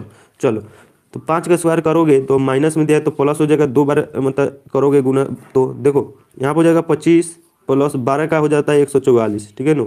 देखो तो 25 और 144 कितना हो जाता है बाबू, जोड़ो तो जल्दी से पार्टनर, जल्दी जल्दी से जोड़ो तो देखो रूट अंडर क्या हो जाएगा बाबू, तो हो जाएगा 169, ठीक है ना। जब जोड़ोगे देखो यहाँ पर 5 और 4 9 हो जाएगा यहाँ पर, और देखो 2 और 9, 2 और 4 6 हो जाएगा, ठीक है ना। इसीलिए हम डायरेक्ट आप लोग को बता दिए, देखो 5 4 9 हो जाएगा, 9 लिख दिया, और 2 और 4 6, यानी कि 100 मतलब 169 आ गया यहाँ पर बाबू, यानी कि 13 का वर्गमूल होता है, 13 का वर्गमूल होता है, 14 का 196 होता है, 12 का 144 होता है, 11 का 121, यानी कि 13 का वर्गमूल होता है 169, यानी कि रूट अंडर 69 किसका वर्गमूल है, 13 का। ऑप्शन नंबर आप लोग क्या बताओगे, राइट जवाब दो बाबू, ठीक है ना। चलो ऑप्शन नंबर क्या होगा बाबू, यही प्रश्न जवाब दो ना बाबू, ठीक है ना। चलो ऑप्शन नंबर बी मारोगे, राइट जवाब। चलो पार्टनर नेक्स्ट प्रश्न देखो, यहाँ पर दिया गया है कि बिंदु, देखो यहाँ पर आई गया बाबू मध्य बिंदु का निर्देशांक, ठीक है ना। देखो ध्यान से दिया गया, यहाँ पर दो गो बिंदु दे दिया गया है, और मिलाने वाले रेखाखंड के मध्य बिंदु का नियामक क्या होगा, ठीक है ना। ध्यान से देखोगे, मान लो कि यहाँ पर एगो बिंदु दे दिया और एगो बिंदु यहाँ पर दे दिया, ठीक है ना। बिंदु ए मान लो इसको, बिंदु बी मान लो इसको, और आपको रेखाखंड के मध्य बिंदु, यानी मान लो कि एगो बिंदु यहाँ पर, इसका मध्य बिंदु निकाल देना है, यहाँ पर क्या आ रहा है, ठीक है ना। तो देखो बिंदु ए दे दिया गया यहाँ पर, देखो 2 - 2,3 दे दिया गया है सिंपली से बाबू, ठीक है। बी बिंदु दे दिया गया है 4,1 दे दिया गया यहाँ पर, ठीक है ना। तो मध्य बिंदु जो क्या आएगा ये निकाल देना है आप लोग को, ठीक है ना, मध्य बिंदु यहाँ पर। तो देखो मान लो कि मध्य बिंदु है एक्स, ठीक है ना। तो आप लोग क्या करोगे बाबू, तो x1 मैंने आपको सूत्र बताया था बाबू, मध्य बिंदु का निर्देशांक क्या होता है, तो मध्य बिंदु का निर्देशांक होता है x1 + x2/2, y1 + y2/2, ठीक है ना, यही तो होता है। देखो x1 क्या दिया, तो 2 दे दिया गया है, तो हम लोग 2 लिख देते हैं, प्लस x2 कितना देगा बाबू, तो x2 दे देगा 4, तो 2 प्लस यहाँ पर 4 लिख दो बटा 2, कोमा y1 कितना दिया बाबू, तो 3, यहाँ पर -2 होगा बाबू, ठीक है ना। x1 माइनस में दिया गया 2, यहाँ पर देखो दिया ना, तो यहाँ पर माइनस हमने लिख देते हैं। और देखो यहाँ पर क्या दिया गया, तो y1 तो हमने 3 निकाल दिया, और y2 दिया गया +1/2। तो देखो यहाँ पर -2 + 4 कितना हो जाएगा बाबू, तो +2 हो जाएगा, यानी कि 2/2 हो जाएगा इधर, ठीक है ना। यहाँ पर मैंने 2/2 हो जाएगा, तो 1 आ रहा है यहाँ पर, ठीक है ना। इसको कटाओगे तो 1 आएगा, और यहाँ पर देखो 3 और 4 यानी कि 1,2 आ रहा है, ठीक है ना। 3 1 4/2 यानी कि 2 आ रहा है, यहाँ पर देखो 1,2 आ रहा है, इसका राइट आंसर कहाँ पर दिया गया बाबू, 1,2, ठीक है ना। 1,2 बताओ कि इसका राइट आंसर कहाँ पर आ रहा है, 1,2, जानवी गुप्ता, वेरी गुड बाबू, ठीक है ना। चलो धीरज कुमार ये बता रहे हैं, और देखो बहुत सारे स्टूडेंट बता रहे हैं बहुत अच्छा, आई एम हैप्पी, बहुत अच्छा बाबू, खुश रहो, ठीक है ना। चलो बिल्कुल सही जवाब होगा बाबू, ऑप्शन नंबर ए राइट जवाब होगा। चलो नेक्स्ट प्रश्न यहाँ पर देखोगे, सभी प्रश्न इंपॉर्टेंट है। दिया गया यहाँ पर कि cosec 90° minus theta into sine 90 minus theta क्या होगा, ठीक है ना। इस प्रश्न का जवाब दो आप लोग कि इसका राइट आंसर क्या होगा, जल्दी से सभी विद्यार्थी इसका कमेंट करके जवाब दोगे कि क्या होगा। तो देखो बाबू हम लोग जानते हैं बाबू कि कोसेक, देखो कोसेक 90° माइनस थीटा होता है सेक थीटा, ठीक है ना। और साइन 90 माइनस थीटा जो होता है वो होता है कॉस थीटा, ठीक है ना। जानते हो कि नहीं, आप लोग जानते ही होंगे। तो देखो उसी प्रकार से कर देना है।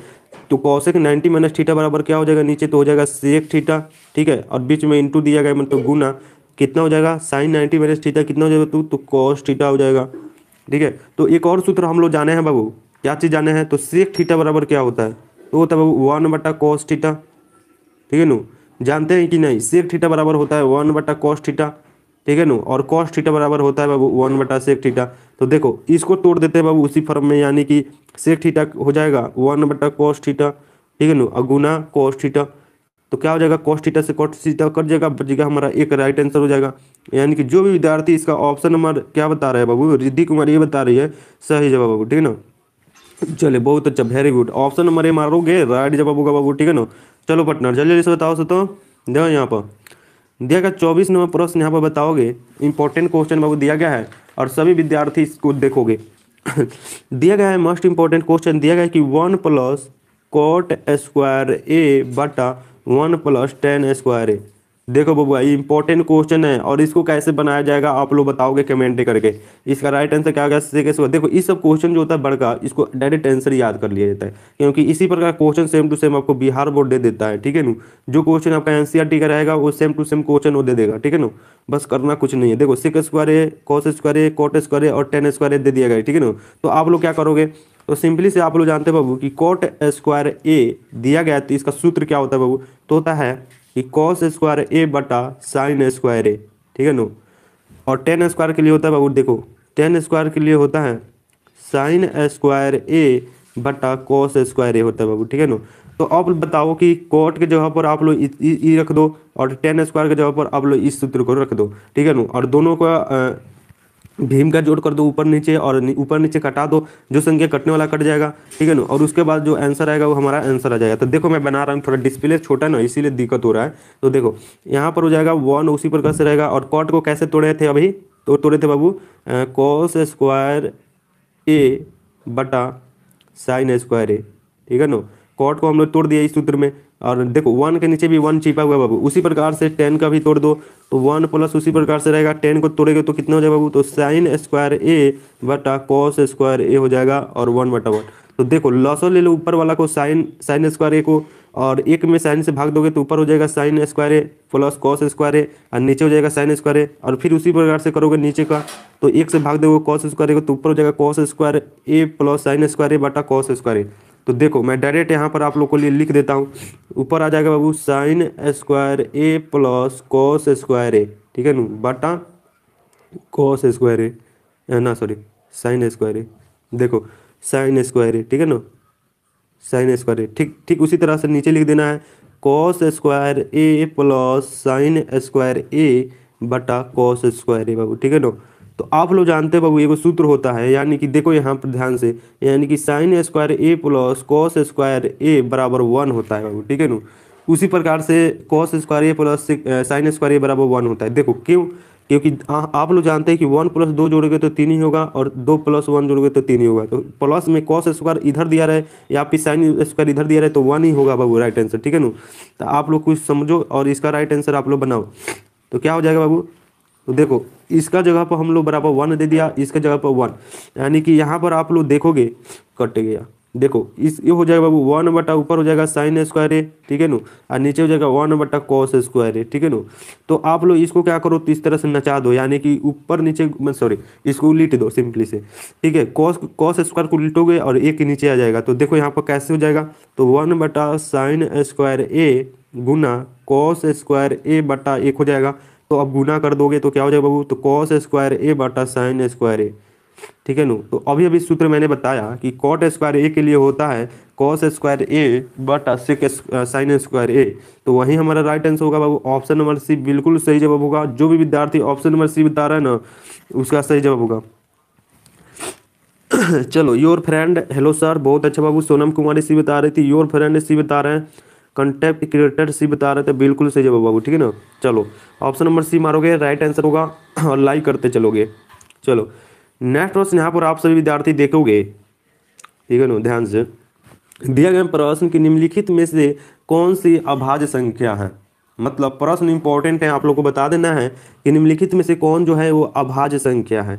अभाज्य संख्या क्या होती है बाबू? तो मैंने बताया कि वैसी संख्या जो स्वयं एक और स्वयं से भाग लगे और स्वयं से भाग लगे और एक से भाग लगे, उसे ही हम लोग क्या कहते हैं बाबू? अभाज्य संख्या। वैसी संख्या जो एक और स्वयं से भाग लगे, उसे ही हम लोग अभाज्य संख्या कहते हैं, ठीक है ना। चलो, तो आप लोग क्या करोगे बाबू? तो आप लोग कहोगे कि बाबू की 29 होगा। बिल्कुल सही जवाब बाबू, 29 होगा। देखो 29 में कोई दूसरा संख्या से भाग नहीं लगता है, बस। 25 में देखो, 25 में 5 संख्या से भी भाग लग जाएगा और 25 स्वयं से भी भाग लगेगा और एक से भी भाग लगेगा बाबू, ठीक है ना। इसलिए ये नहीं होगा। ऑप्शन नंबर ए होगा, क्योंकि इसमें स्वयं और एक से भाग लगेगा, इसके अलावा इसमें कोई दूसरा संख्या से भाग नहीं लगेगा। वैसी संख्या को हम लोग अभाज्य संख्या कहेंगे। ऑप्शन नंबर ए इसका राइट आंसर हो जाएंगे, ठीक है ना। चलो, जो विद्यार्थी 29 मानेगा ना, उनका सही जवाब ना हो जाएगा, ठीक है। चलो, 26 नंबर प्रश्न आप लोग बताओगे।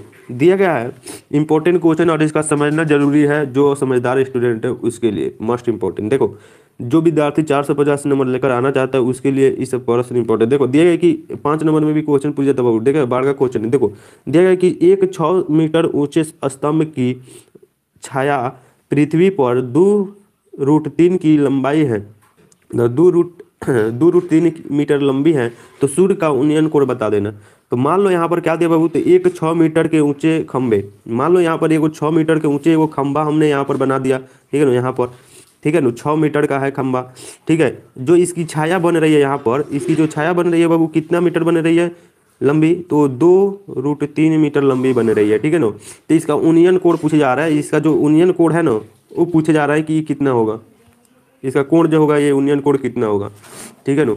तो आप लोगों क्या करोगे, यहाँ पर ये त्रिभुज एबीसी की रचना हो गया अब, ठीक है ना। तो अब आप लोग, ये छाया है नीचे वाला, जो छाया ये है स्तंभ, ठीक है, ये है उन्नयन कोण, ये याद रखोगे, मस्ट इंपॉर्टेंट। तो हम लोग जानते हैं बाबू कि त्रिभुज ए बी सी में, ठीक है ना, ए बी सी में टेन थीटा बराबर क्या होगा बाबू? टेन थीटा बराबर क्या होता है बाबू? तो टेन थीटा बराबर होता है बाबू, क्या होता है? तो टेन थीटा बराबर, यहाँ पर ध्यान दोगे तो यहाँ पर हो जाएगा 6, क्या है? तो ये 6 जो है वो मतलब एक ऊंचे खंबा है, तो 6 बटा क्या हो जाएगा बाबू? तो 2√3 हो जाएगा, ठीक है ना। तो 2 से 6 को कटाओगे तो कितना हो जाएगा बाबू? तो 3 दूना 6 हो जाएगा, और 3 यहाँ पर बच गया ऊपर और नीचे बच गया √3। तो √3 से 3 कटाओगे तो √3 मत में 1 कट जाएगा, यानी कि टेन थीटा बराबर क्या आ रहा है बाबू? तो टेन थीटा बराबर हमारा जो यहाँ पर देखो, टेन थीटा बराबर क्या आ रहा है? तो √3 आ रहा है, ठीक है ना। टेन थीटा बराबर √3 आ रहा है। तो हम लोग जानते हैं बाबू, देखो यहाँ पर टेन थीटा बराबर क्या हो जाए? √3 का मान हम लोग क्या जानते हैं बाबू? टेन का मान क्या होता है? जल्दी से सभी दर्द बताओ। तो 60 डिग्री होता है बाबू। और टेन देखो, टेन 60 डिग्री का मान क्या होगा? तो सॉरी, √3 का मान हो गया 60 डिग्री, और 10 से 10 का जगह, यानी कि थीटा बराबर क्या हो जाएगा बाबू? 60 डिग्री हमारा आंसर आ रहा है इसका, ठीक है ना। अगर 6 मीटर ऊंचे खंबे की छाया पृथ्वी पर 2√3 मीटर लंबी बने, तो सूर्य का उन्नयन कोण हो जाएगा बाबू 60 डिग्री, ठीक है ना। याद रखोगे आप लोग तो इसका आंसर आप लोगों से ठक ठक बनेगा, ठीक है ना। चलो, ऑप्शन नंबर ए मारोगे, राइट जवाब होगा, और इसी प्रकार से क्वेश्चन आप लोग सॉल्व करेंगे। देखो, नेक्स्ट क्वेश्चन आप देखोगे कि एक 14 सेंटीमीटर, ठीक है ना, एक 14 सेंटीमीटर ऊंचाई के बेलन के वक्र पृष्ठ का क्षेत्रफल अगर दे दिया गया है 264 सेंटीमीटर स्क्वायर, तो आपका इसका आयतन बता देना है कि क्या होता है। तो सबसे पहले आप लोग को निकालने के लिए, मतलब क्षेत्रफल तो दिया गया, यहाँ पर आयतन निकालने के लिए आपको क्या मालूम होनी चाहिए? तो आपको सबसे पहले मालूम करनी है बाबू त्रिज्या, ठीक है ना। तो त्रिज्या कैसे मालूम करेंगे? आर कैसे मालूम करोगे आप लोग? तो आर मालूम हम लोग करते हैं बाबू। देखो, यहाँ पर क्या दिया? तो ऊंचाई, यानी कि एच जो दे दिया गया बाबू, वो 14 सेंटीमीटर पहले दे दिया गया है, ठीक है ना, 14 सेंटीमीटर। तो एच लिख दो, यहाँ पर 14 सेंटीमीटर दे दिया गया तो लिख दो, ठीक है ना। और क्षेत्रफल कितना दे दिया गया बाबू? तो देखो, क्षेत्रफल दे दिया गया यहाँ पर 264 सेंटीमीटर स्क्वायर, ठीक है ना। अब आपसे क्या पूछा जा रहा है? तो भी, यानी कि आयतन पूछा जा रहा है, यानी कि भी बराबर क्या होगा, ठीक है ना। आयतन क्या होगा बाबूआ? तो देखो, पहले आप लोग को वक्र पृष्ठ क्षेत्रफल दिया गया है, तो वक्र पृष्ठ क्षेत्रफल निकालो, ठीक है ना। तो जिसके चलते आर निकल जाएगा, तो फिर हम लोग आयतन निकाल लेंगे। तो बेलन का वक्र पृष्ठीय क्षेत्रफल होता है बाबू, याद रखोगे, πr/h होता है, ठीक है ना। और देखो इसका आयतन क्या होगा? बेलन का आयतन क्या होता है बाबू? तो होता है πr² होता है। तो सूत्र याद रहेगा ना, तभी आप कुछ कर पाओगे, ठीक है ना। तो सिंपली से आप लोग निकालो। चलो निकालते हैं। यहाँ पर देखोगे तो सबसे पहले बेलन का वक्र पृष्ठीय क्षेत्रफल निकालोगे पहले, तब आर निकलेगा, ठीक है। तो यहाँ पर लिख दो बेलन का क्षेत्रफल, यानी कि 2πr/h हो गया। सॉरी, बेलन का वक्र पृष्ठीय क्षेत्रफल, हाँ चलो। तो अब आप लोग जानते हैं ये हो गया क्षेत्रफल, यानी ये बराबर हो गया 2 पाई आर। तो ए का मान तो दे दिया बाबू, क्षेत्रफल का मान तो दे दिया 264, तो 264 बराबर हो जाएगा देखो 2 तो उसी प्रकार से रहेगा, और पाई का मान हो जाएगा 22/60, ठीक है ना। और आर तो निकालना है हमको, और एच दे दिएगा ऊंचाई, देखो 14 गुना 14 हो जाएगा। तो अब कटाओ, तो 7 से कटाओगे तो 14 दो मर्त में कट जाएगा। तो अब आप गुना कर दो बाबू, ठीक है ना, गुना कर दो सिंपली से। तो गुना कैसे करोगे, तो गुना उना मत करो आप लोग, पहले क्या करो, तो आर बराबर इधर सबको भेज दो इधर, ठीक है ना। तो देखो इस सब गुना में है बाबू, इस सब गुना में है, तो इधर आएगा तो बाबू 264 के साथ ये भागा में हो जाएगा, ठीक है ना। तो देखो 264 बराबर आर, केवल इधर आर को रखो क्योंकि आर का मान निकालना है, और सभी को बाटा में भेज दो, यानी कि 2 गुना 22 गुना 2, ठीक है ना। यहाँ पर 2 बचा है, यहाँ पर 22, यहाँ पर 2, तो यहाँ पर हमने सिंपली नीचे कर दिया क्योंकि कटाने में आसान रहेगा बाबू। देखो 2 से एक बार कटाओगे 264 को, तो कितना मरते में कटेगा बाबू, तो 2 से कटाओगे तो 132 गुना हो जाता है 264, तो 132 हो गया। फिर 2 से कटाओगे 132 को, तो कितना होगा बाबू, तो 66 गुना हो जाता है 132, ठीक है ना। अब बच गया 22, 22×66 तो हम लोग जानते हैं बाबू, यानी 22×66 हो गया, यानी कि आर का जो मान आ गया वो हमारा 3 आ गया सिंपली से। तो आर का मान तो हमने निकाल लिया, अब आपको क्या निकालना, तो इसका आयतन, यानी कि बेलन का आयतन निकाल लेना है बाबू, ठीक है ना। चलो बबुआ आप लोग जुड़े हो ना, चलो हाँ जिसको समझ में नहीं आएगा वो भी बोलो, ठीक है ना। चलो ये कमेंट है, पहले आंसर बता दो आप लोग जानते हैं कि नहीं। देखो यहाँ पर आर का मान तो आप लोग 3 निकाल लिए सिंपली से, ठीक है ना। अब आपको क्या करोगे, अब आपको करोगे बेलन का आयतन, यानी कि बेलन का आयतन भी बराबर क्या, भी निकालना है बाबू आयतन। तो भी बराबर क्या होगा बाबू, तो पाई आर स्क्वायर एच होता है, यानी पाई का मान तो हम लोग जानते हैं 22/7 होता है, गुने आर का मान तो यहाँ पर 3 दे दिएगा बाबू, तो 3 दो बार लिखो क्योंकि स्क्वायर है, और एच तो हम लोग जानते हैं बाबू कि 14, 14 यहाँ पर दिया गया ऊंचाई। तो अब देखो 7 से फिर यहाँ पर 14 कटाओगे 2 मर्त में, तो कट जाएगा, ठीक है ना। अब आपको क्या करोगे बाबू, ठीक है ना। तो आप लोग यानी कि देखो 22 में 2 से गुना करोगे, तो 22 दूना हो जाएगा 44 गुना 9, ठीक है ना। तो बताओ भी का मान निकल जाएगा, हाँ निकल जाएगा। अब देखो 44 गुना 9 करोगे तो कितना हो जाएगा बाबू, करो तो गुना करो पहले, मोबाइल में कैसे गुना करो।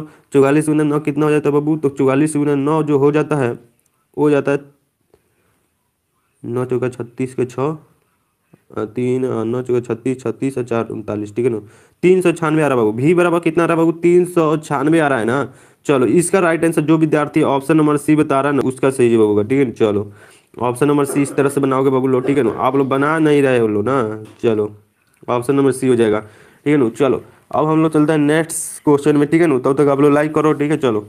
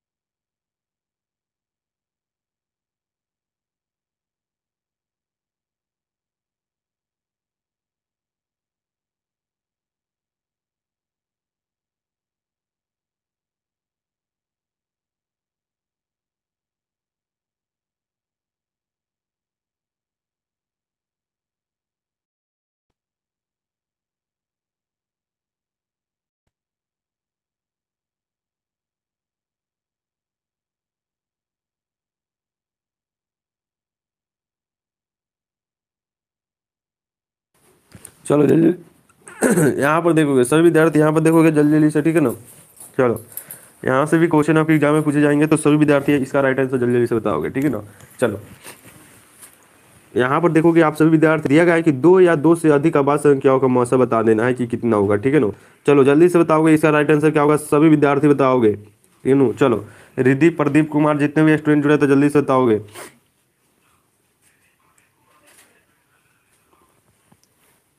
चलो जल्दी से बताओगे ऋतिक सिंह, जल्दी से बताओगे, अच्छे रहा ना। चलो जल्दी से बताओगे इसका राइट आंसर क्या होगा। दो या दो से अधिक अभाज्य संख्याओं का मासा क्या होगा बाबू, जल्दी से बताओगे इसका राइट आंसर क्या होगा। जितने भी आप लोग जुड़े हुए हैं तो बताओगे, एक होगा, दो होगा, या तीन होगा, या फिर चार होगा, या फिर डी होगा, या फिर क्या होगा। तो देखो याद रखो आप लोग सभी विद्यार्थी, यानी कि दो या दो से अधिक अभाज्य संख्याओं का जो मासा होता है ना, मासा, दो या दो से अधिक अभाज्य, मान लो कि कोई दो संख्या है, ठीक है ना, अभाज्य संख्या मान लो कि दो है या तीन है, और इन दोनों का मासा यानी कि दोनों का जो उभयनिष्ठ गुणनखंड देखोगे तो क्या समान है बाबू, तो एक ही होगा। कोई भी दो या दो से अधिक अभाज्य संख्या, मान लो कि 29 हो गया, या फिर क्या हो गया बाबू, तो देखो तीन हो गया, ठीक है ना, 29 और तीन मान लो, तो इसमें भी जो अभाज्य उभयनिष्ठ गुणनखंड है बाबू एक ही होगा। कोई भी आप लोग अभाज्य संख्या लो, दो या दो से अधिक, कोई भी अभाज्य संख्या लो, उसका मासा देखोगे तो बाबू एक ही होगा, ठीक है ना। आप लोग इस तरह का प्रश्न आएगा तो आप लोग एग्जाम में मारोगे सही सही, ठीक है ना। चलो बिल्कुल बबुआ राइट आंसर मारते। चलो नेक्स्ट प्रश्न देखो, यहाँ पर आप लोग देखोगे दिया गया मस्ट प्रश्न इंपॉर्टेंट दिया गया है, देखोगे दिया गया है प्रश्न कि दो दो परिमेय संख्याओं के बीच कितनी परिमेय संख्या हो सकती है, मतलब दो परिमेय संख्याओं के बीच कितनी परिमेय संख्या हो सकती है, तो बाबू वो होती है अनंत, ठीक है ना। अनंत आप लोग मारोगे तो राइट जवाब होगा, क्योंकि देखो अगर प्रश्न रहेगा कि दो अपरिमेय संख्याओं के बीच भी कितनी अपरिमेय संख्या होगी, तो बाबू वो भी अनंत होती है, ठीक है ना। तो इसीलिए इसका राइट आंसर कहाँ पर अनंत दिया गया, तो ऑप्शन नंबर डी में, ठीक है ना। तो याद रखोगे सभी विद्यार्थी। देखो कैसे अनंत होता है बाबू, तो आप लोग बार बार कहोगे कि बाबू कैसे अनंत हो जाता है सर। देखो तो मान लो कि दो संख्या परिमेय संख्या, दो परिमेय ले लेना है, मान लो कि यहाँ पर वास्तविक संख्या को परिमेय संख्या कहते हैं, तो मान लो एक हो गया, दो हो गया, तीन हो गया, चार हो गया, ये सारे परिमेय संख्या है। मान लो कि अगर एक और दो के बीच में हम देखें, यहाँ पर दो परिमेय संख्या दिया ना, मान लो कि एक परिमेय ये हो गया, ये परिमेय ये हो गया, दो हो गया, और इसके बीच में अगर देखें तो कितनी परिमेय है, तो बाबू अनंत। कैसे, तो देखो वन और दो के बीच में हम लोग देखते हैं तो 1.0 1.0 1 1.02, और फिर इसी में देखें तो 1.011 1.022। देखो इस प्रकार से अगर करोगे ना, तो वन और दो के बीच में जो हमने देखा तो परिमेय संख्या जो आ रही है बाबू अनंत आएगी, और ये जो देखेगा उसका राइट आंसर होगा। और एग्जाम में 100% बाबू क्वेश्चन आपके एग्जाम में रहेगा, तो आप लोग गलती मत करो और ध्यान से देख लो। चलो यहाँ पर देखोगे नेक्स्ट प्रश्न, यहाँ पर देखो कि निम्नलिखित में कौन एक अभाज्य संख्या है बाबू, तो इसका राइट आंसर आप लोग बता दो जल्दी जल्दी से ना। चलो रिद्धि, एमडी, सकीम, आकृति सिंह, चलो हिमांशु, बताओ तो निम्नलिखित में कौन कौन अभाज्य संख्या है, मतलब निम्नलिखित में कौन जो है वो अभाज्य संख्या है, 8 है, 9 है, 11 है, या फिर देख सकते हो कि 15 है। तो देखो इसका राइट आंसर बता दो बाबू कि क्या होगा, तो बिल्कुल सही जवाब होगा बाबू कि 11 जो है वही अभाज्य संख्या है। यानी अभाज्य संख्या हम लोग किसे कहते हैं, तो वैसी संख्या जो एक और स्वयं से भाग लगे, जो एक और स्वयं से भाग लगे, ठीक है नो, उसे हम लोग कहते हैं बाबू अभाज्य संख्या। और सबसे छोटी अभाज्य संख्या होती है बाबू 2, ठीक है नो, और सबसे छोटी भाज्य संख्या होती है 4। तो आप लोग याद रखो, ठीक है। ये छोटा छोटा प्रश्न आपके एग्जाम में आएगा तो गर्दा मचा देनी है बाबू, ठीक है ना। चलो सबसे छोटी अभाज्य संख्या क्या होती है बाबू, तो 2 होती है। सबसे छोटी भाज्य संख्या जो होगी 4 होगी, क्योंकि एक को ना ही हम लोग अभाज्य में रखते हैं ना ही भाज्य में, एक है जो बाबू क्या है, तो एक जो है ना वो आजाद है, इसे कुछ में नहीं रखते हैं, ठीक है ना।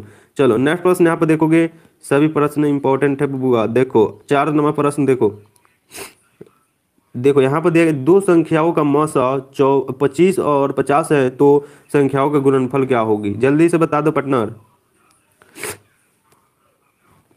चलो दो संख्याओं का मौसा 25 और 50 हो तो संख्या का गुणनफल क्या होगी। देखो अगर इसका आप लोग उभयनिष्ठ गुणनखंड, सॉरी उभयनिष्ठ अभाज्य गुणनखंड निकालोगे, 25 का 50 का अभाज्य गुणनखंड निकालो और दोनों का अभाज्य गुणनखंड निकालोगे इस तरह से, ठीक है, तो टाइम लगेगा बाबू। सिंपली से आप लोग दोनों को गुना कर देना है, 25 गुना 50 कर दो, तो देखो 25 25 125 हो जाता है। अगर जीरो यहाँ पर है तो यहाँ पर रख दो, 1250 ठोक दो, राइट आंसर, ठीक है ना, सही जवाब होगा। अगर इसी प्रकार से अगर आप लोग अभाज्य गुणनखंड तोड़ोगे तो वहीं बतिया है, ठीक है ना। तो देखो 25 में तोड़ोगे 5 से तो हो जाएगा 50 25, फिर 50 में तोड़ोगे 2 से तोड़ोगे तो हो जाएगा बाबू 25, फिर 50 25 हो जाएगा। और आप लोग इसको गुना करोगे 25 दूना 50 25 25 दूना 50 25 50 बचे कितना हो जाता है 250, 250 से 50 हो जाता है बाबू कितना हो जाता है, तो 1250। तो इस तरह से करोगे बत्ती बराबर होगा, जितना ज़्यादा सरल करो उतना ज़्यादा आसान रहे। Option number B right answer मारोगे, सही जवाब है पार्टनर, ठीक है ना। ओके अच्छा से जाना एग्जाम देने बाबू, ठीक है ना। चलो वेरी गुड। नेक्स्ट प्रश्न 5 नंबर बता दे पार्टनर, दिया गया कि निम्नलिखित में से कौन अभाज्य संख्या है, देखो अभाज्य भाज्य में इतना रटवाऊंगा आप लोगों को दिमाग खराब हो जाएगा। देखो यहाँ पर, देखो यहाँ पर दिया गया कि निम्नलिखित में से कौन अभाज्य संख्या है, 15, 12, 15 या फिर 23। जल्दी से बताओ तो पार्टनर इसका राइट आंसर क्या होगा, सभी लोग को बताना है। चलो बिल्कुल करेक्ट होगा पार्टनर, ऑप्शन नंबर डी होगा। देखो कैसे डी होगा, देखो अभाज्य संख्या अभी भी बताएं कि बाबू कि स्वयं एक और स्वयं से भाग लगे उसे बाबू अभाज्य संख्या कहते हैं। तो एक 23 में कोई दूसरे संख्या से भाग लगता है, बताओ तो तुम लोग, नहीं लगता है। तो आंसर काहे नहीं बता रहे, ठोको ऑप्शन नंबर डी, ठीक है ना। चलो नेक्स्ट प्रश्न देखो, नेक्स्ट प्रश्न देखो बाबूआ, दिया गया यहाँ पर, ठीक है नो। देखो निम्नलिखित में कौन एक अपरिमेय संख्या नहीं है, ठीक है नो। इसका राइट आंसर बताओ कि कौन जो है अपरिमेय संख्या नहीं है, ठीक है नो। देखो हम लोग जानते हैं पार्टनर, देखो हम लोग जानते हैं कि P बटा Q के फर्म में हो और Q बराबर नहीं हो 0, ई जो होता है परिमेय संख्या कहलाता है। अगर इस सब फर्म को सर्टिफाइड नहीं करेगा वो अपरिमेय संख्या कहलाएगा। तो बताओ कि √11 सही है, √15 सही है, या फिर ऑप्शन नंबर सी सही है, या फिर डी में दिया गया कि √5 सही है। मतलब अपरिमेय संख्या नहीं है, इसका मतलब क्या है बाबू, तो वो परिमेय संख्या है जो P बटा Q के रूप में होनी चाहिए, और जो Q है वो कभी नहीं 0 के बराबर होनी चाहिए बाबू। अगर 0 के बराबर आ जाता है तो हमारा परिमेय संख्या नहीं होता है, इसीलिए Q बराबर कभी नहीं 0 रखते हैं हम लोग, ठीक है ना। तो देखो 11 जो है रूट अंडर, ये भी एक पूर्ण वर्ग संख्या नहीं है, इसीलिए ये क्या होगा, तो अपरिमेय होगा। √15 भी जो है वो एक पूर्ण वर्ग संख्या नहीं है, इसलिए अपरिमेय होगा। ऑप्शन नंबर डी देखोगे ये भी एक पूर्ण वर्ग नहीं है, तो क्या होगा, तो अपरिमेय होगा। लेकिन ऑप्शन नंबर सी देखो, √9 गुना √16 दिया गया ना, तो देखो 9 जो है वो पूर्ण वर्ग संख्या है, 16 भी है, यानी कि इसका किसी न किसी संख्या का इस वर्गमूल है, ठीक है ना। 3 का वर्गमूल है 9 और 16 का वर्गमूल है 4, यानी कि देखो यहाँ पर क्या हो जाएगा, तो 4 3 12 हो जाएगा। यानी जो 12 संख्या आया वो प्रकृति पूर्ण संख्या और वास्तविक संख्या आया, यानी कि क्या है, तो बाबू परिमेय संख्या आ गया ना हमारा बबुआ। ध्यान से देखो ऑप्शन नंबर सी। चलो नेक्स्ट प्रश्न यहाँ पर देखो, नेक्स्ट प्रश्न क्या दिया गया है, तो देखो दिया गया कि यूक्लिड विभाजन एल्गोरिथम में दो धनात्मक पूर्णांकों निम्न में से किसे परिकलित करने की एक तकनीक होती है, ठीक है नो। चलो लाइट ठोक दो सभी विद्यार्थी। चलो एमडी सकीम बताओ जल्दी से। तो देखो यहाँ पर क्या हो जाए बाबू, तो यूक्लिड विभाजन एल्गोरिथम में दो धनात्मक पूर्णांकों के निम्नलिखित में से किसे परिकलित करने की एक तकनीक होती है बाबू। तो परिकलित करने की जो तकनीक होती है उसको ध्यान से देखोगे, आपको क्या करना है तो समझ में आ जाएगा। देखो यहाँ पर यूक्लिड विभाजन होता है, वो होता है बाबू मौसा निकालने का तकनीक। कैसे मौसा निकालते हैं, तो देखो बी जो होता है उसे बोलते हैं भाजक, ए को बोलते हैं बाबू भाज्य, और क्यू को बोलते हैं भागफल, और आर को बोलते हैं शेष। देखो ये जो रहता है फर्म वो यूक्लिड विभाजन में रहता है, जो मौसा निकालने का एक तकनीक होता है। और आप लोग भी जानते हैं, हम भी जानते हैं, जो एचसीएफ जो निकालते हैं उसी को यूक्लिड विभाजन बोलते हैं। और एचसीएफ का रूल क्या होता है बाबू, तो उभयनिष्ठ गुणनखंड। जब भी हम लोग किसी को भी अभाज्य गुणनखंड करते हैं और जब मतलब एचसीएफ निकालना होगा तो उभयनिष्ठ गुणनखंड के निकालते हैं, तो हमारा एचसीएफ सही होगा, ऑप्शन नंबर बी होगा इसका राइट जवाब। और जो पार्टनर इसका बी बता रहा है ना उसका सही जवाब होगा, ठीक है ना। चलो पार्टनर जल्दी से बताओ सुताओ। देखो यहाँ पर देखो यहाँ पर दिया गया निम्न में से कौन एक परिमेय संख्या है। मतलब आप सभी लोगों को बता देना है कि परिमेय संख्या कौन है। मतलब परिमेय संख्या आप लोग को अभी भी समझाया कि परिमेय संख्या किसे कहते हैं, जो P बटा Q के फर्म में रो और जब Q बराबर नहीं हो 0 के बराबर अगर आ गया, मतलब नीचे वाला को हम लोग कहते हैं बाबू, ऊपर वाला को अंश कहते हैं, नीचे वाला हर अगर 0 के बराबर आ जाता है ना तो ये हमारा परिमेय संख्या हो ही नहीं सकता। कोई भी वास्तविक संख्या ऊपर काहे ना हो, नीचे 0 अगर आ जाए तो क्या होगा बाबू, तो परिमेय संख्या नहीं कहलाता ना, इसीलिए। तो देखो इसका राइट आंसर 2 को होगा, पहला ऑप्शन तो होगा ही, ऑप्शन नंबर बी भी होगा। क्यों, तो देखो यहाँ पर दिया गया वास्तविक संख्या यानी कि 3 जो दिया गया ये परिमेय संख्या बाबू, ठीक है ना। ऑप्शन नंबर बी देखोगे तो 2√2 बटा √2 दिया गया है ना, तो √2 से √2 कैंसिल 2, यानी कि यहाँ पर दिया होना चाहिए आपको √3, तो सही जवाब होता है ऑप्शन नंबर बी। तो आप लोग दोनों मारोगे, ठीक है ना। चलो बिल्कुल नेक्स्ट प्रश्न आप देखोगे सभी लोग जल्दी जल्दी से। और साद आलम जल्दी से बताओ, दिया गया यहाँ पर कि दो क्रमित सम संख्याओं का एचसीएफ क्या होगा पार्टनर, जल्दी से बताओगे। दो क्रमागत, अभी उस क्वेश्चन में मैंने आपको बताया था और ये क्वेश्चन आएगा 100%, ये वो नंबर आपका कहानी खत्म। देखो यहाँ पर देखो दिया गया कि दो क्रमागत सम संख्याओं का एचसीएफ क्या होगा। मतलब दो क्रमागत मतलब मान लो कि 4 हो गया, 6 हो गया, फिर 8 और 10 ले लो, या फिर आप लो ले लो 12 और 14 ले लो, या फिर 16 और 18 ले लो। कोई दो क्रमागत सम संख्या लो और उसका आप लोग एचसीएफ निकालोगा अभाज्य गुणनखंड। मान लो यहाँ पर 8 और 10 ले लिया, ठीक है ना। 4 दूना 8 होता है, ठीक है, और 5 दूना 10 होता है, ठीक है ना। तो दोनों में क्या है बाबू, उभयनिष्ठ गुणनखंड क्या है, HCF क्या है, तो है बाबू 2, तो हमेशा 2 ही आएगा पार्टनर, ठीक है ना। ऑप्शन में बी मारोगे तो राइट जवाब होगा, ठीक है। चलो वेरी गुड। जो 6 का अस्सी 9 का 80 बता रहा नो, वो पगलेट है बाबू, कितना बार बताने पर उसको समझ में नहीं है। देखो यहाँ पर दिया गया, यहाँ पर देखो दिया गया कि 1400 में 2 का अधिकतम घात क्या होगा। मतलब मान लो यहाँ पर 1400 हमने लिख दिया, इसका अधिकतम घात यानी घात क्या होगा बाबू। तो मान लो यहाँ पर 1400 हमने यहाँ पर इसको रख दिया और 2 से भाग दोगे तो क्या होगा बाबू। तो 2 से भाग दो 1400 में तो हो जाएगा 700, यू नो। फिर 2 से भाग दोगे तो हो जाएगा 350, फिर 2 से भाग दोगे तो हो जाएगा 350 का अधिक क्या हो पार्टनर, जल्दी से बताओ तो हो जाता है बाबू 175, ठीक है ना। और फिर 2 से भाग दोगे, 2 से तो नहीं लगेगा ना, अब 5 से लगेगा। तो 5 से लगेगा, यहाँ पर देख लोगे तो काहे लगे इतना मेहनत करोगे नीचे, तो यहीं पर देख लो कि 3 बार आ रहा है। तो अगर 1400 में 2 का कितना घातांक आ रहा है बाबू, तो 3 बार आ रहा था, 3 मार के भाग जाओ यहाँ से, काहे ला इसमें 5 से भाग दोगे अब। हाँ तो सही जवाब मारोगे ऑप्शन नंबर बी, ठीक है ना, 3 होगा। 1400 में 2 कितना बार भाग लग रहा है, 2 से, तो 3 बार लग रहा है, तो यही हमारा राइट आंसर होगा पार्टनर, ठीक है ना। चलो बिल्कुल डीके ऑफिशियल, बहुत बढ़िया लगता तुमको, ठीक है ना। देखो यहाँ पर देखो पार्टनर, दिया गया है कि निम्नलिखित में कौन एक भाज्य संख्या है, ठीक है ना। भाज्य संख्या बता दो। तो देखो 8 होगा, 9 होगा, 11 होगा कि 15 होगा। तो देखो अभाज्य संख्या हम लोग कहते हैं बाबू जो वैसी संख्या जो स्वयं और 1 से भाग लगे उसे ही अभाज्य संख्या कहते हैं। तो ऑप्शन नंबर 11 जो है उसमें केवल 1 और स्वयं से भाग लग रहा है, इसीलिए इसका राइट आंसर सी होगा। लेकिन 8, 9, 15 है, इसमें दूसरा भी संख्या से भाग लग जाएगा, ऑप्शन नंबर जो सी मारेगा उसका सही आंसर हो जाएगा, ठीक है ना बाबू। चलो चलो पार्टनर, चलो ठीक है ना, सही जवाब। देखो 12 नंबर प्रश्न बताओ लो।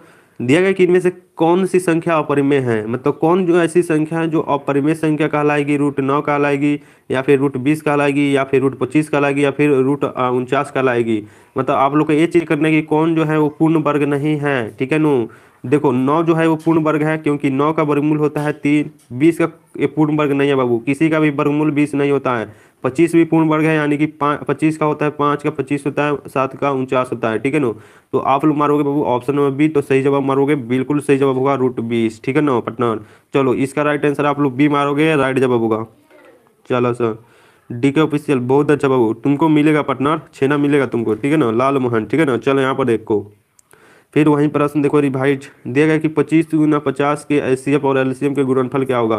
तो गुना करो बाबू, 25 25 125 हो जाता है, ठीक है ना, और एगो जीरो लगा दो तो क्या हो जाएगा, तो इसका आंसर आ जाएगा, ठीक है ना। 13 का राइट आंसर मारोगे बी, तो सही जवाब, ठीक है ना, 1250, ठीक है।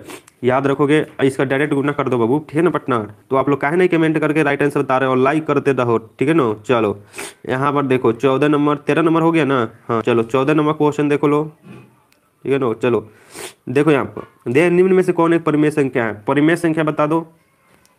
परिमेय संख्या √3 है, √5/5 है, या फिर 2 - 2, या फिर √7 है। तो मैंने आपको बताया बाबू कि देखो जीरो भी जो होता है वो क्या है, तो परिमेय संख्या कहलाता है, ठीक है ना। जीरो भी जो होता है वो परिमेय संख्या, अगर एग्जाम में जीरो भी दे देगा ना तो परिमेय संख्या कहलाएगा।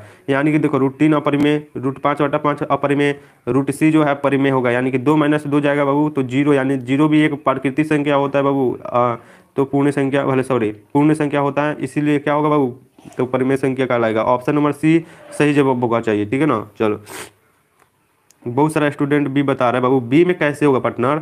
देखो इक्वेशन दिया है तो √5/5 ई परिमेय है, क्वेश्चन गधे बार हो, √5 यहाँ पर आता है तब यहाँ पर कटा देते तो एक आता है तो वो हो जाता है बाबू परिमेय, तो सी मारोगे सन, ठीक है ना। चलो नेक्स्ट प्रश्न यहाँ पर देखो दिया गया 6/15 का दशमलव प्रसार बताओ कि क्या होगा।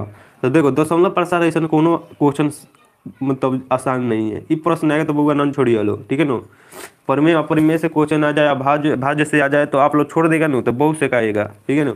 देखो क्या होगा, तो 6/15 तो डायरेक्ट दिख रहा है कि बहू आसान होगा, कैसे, तो ऊपर वाला हम लोग जानते हैं कि ये अंश होता है, नीचे वाला आहार, तो अंश वाला तो हम लोग का कार्य नहीं है बाबू, शांत में इसको मार देना है गोली, ठीक है ना। नीचे वाला जो रहेगा 15, इसको आप लोग को अभाज्य गुणनखंड तोड़ोगे, जब इसका गुणनखंड मतलब जो अभाज्य गुणनखंड है अगर उसमें केवल 2 और 5 आ रहा है तो सही है, अन्यथा केवल 2 आ रहा है तो सही है, अन्यथा 5 आ रहा है तो सही है। अगर इसके बीच में कोई दूसरा संख्या आकर दखल अंदाज करेगा तो मार देना है सीधे आसान, ठीक है ना। तो देखो 5-3-15 होगा, डायरेक्ट दिख रहा है तो ऑप्शन नंबर बी मारोगे आसान, तो सही जवाब होगा ऑप्शन नंबर बी, ठीक है ना पार्टनर। चलो बहुत सारा लड़का देखो डीके ऑफिशियल शांत मार रहा है पार्टनर, नहीं होगा पार्टनर। है नो 15 जो है नो 5 3 15, ये 3 थोड़े होता है हमारा शांत, नहीं होगा कभी। चलो ऑप्शन में भी हमारा सही जवाब।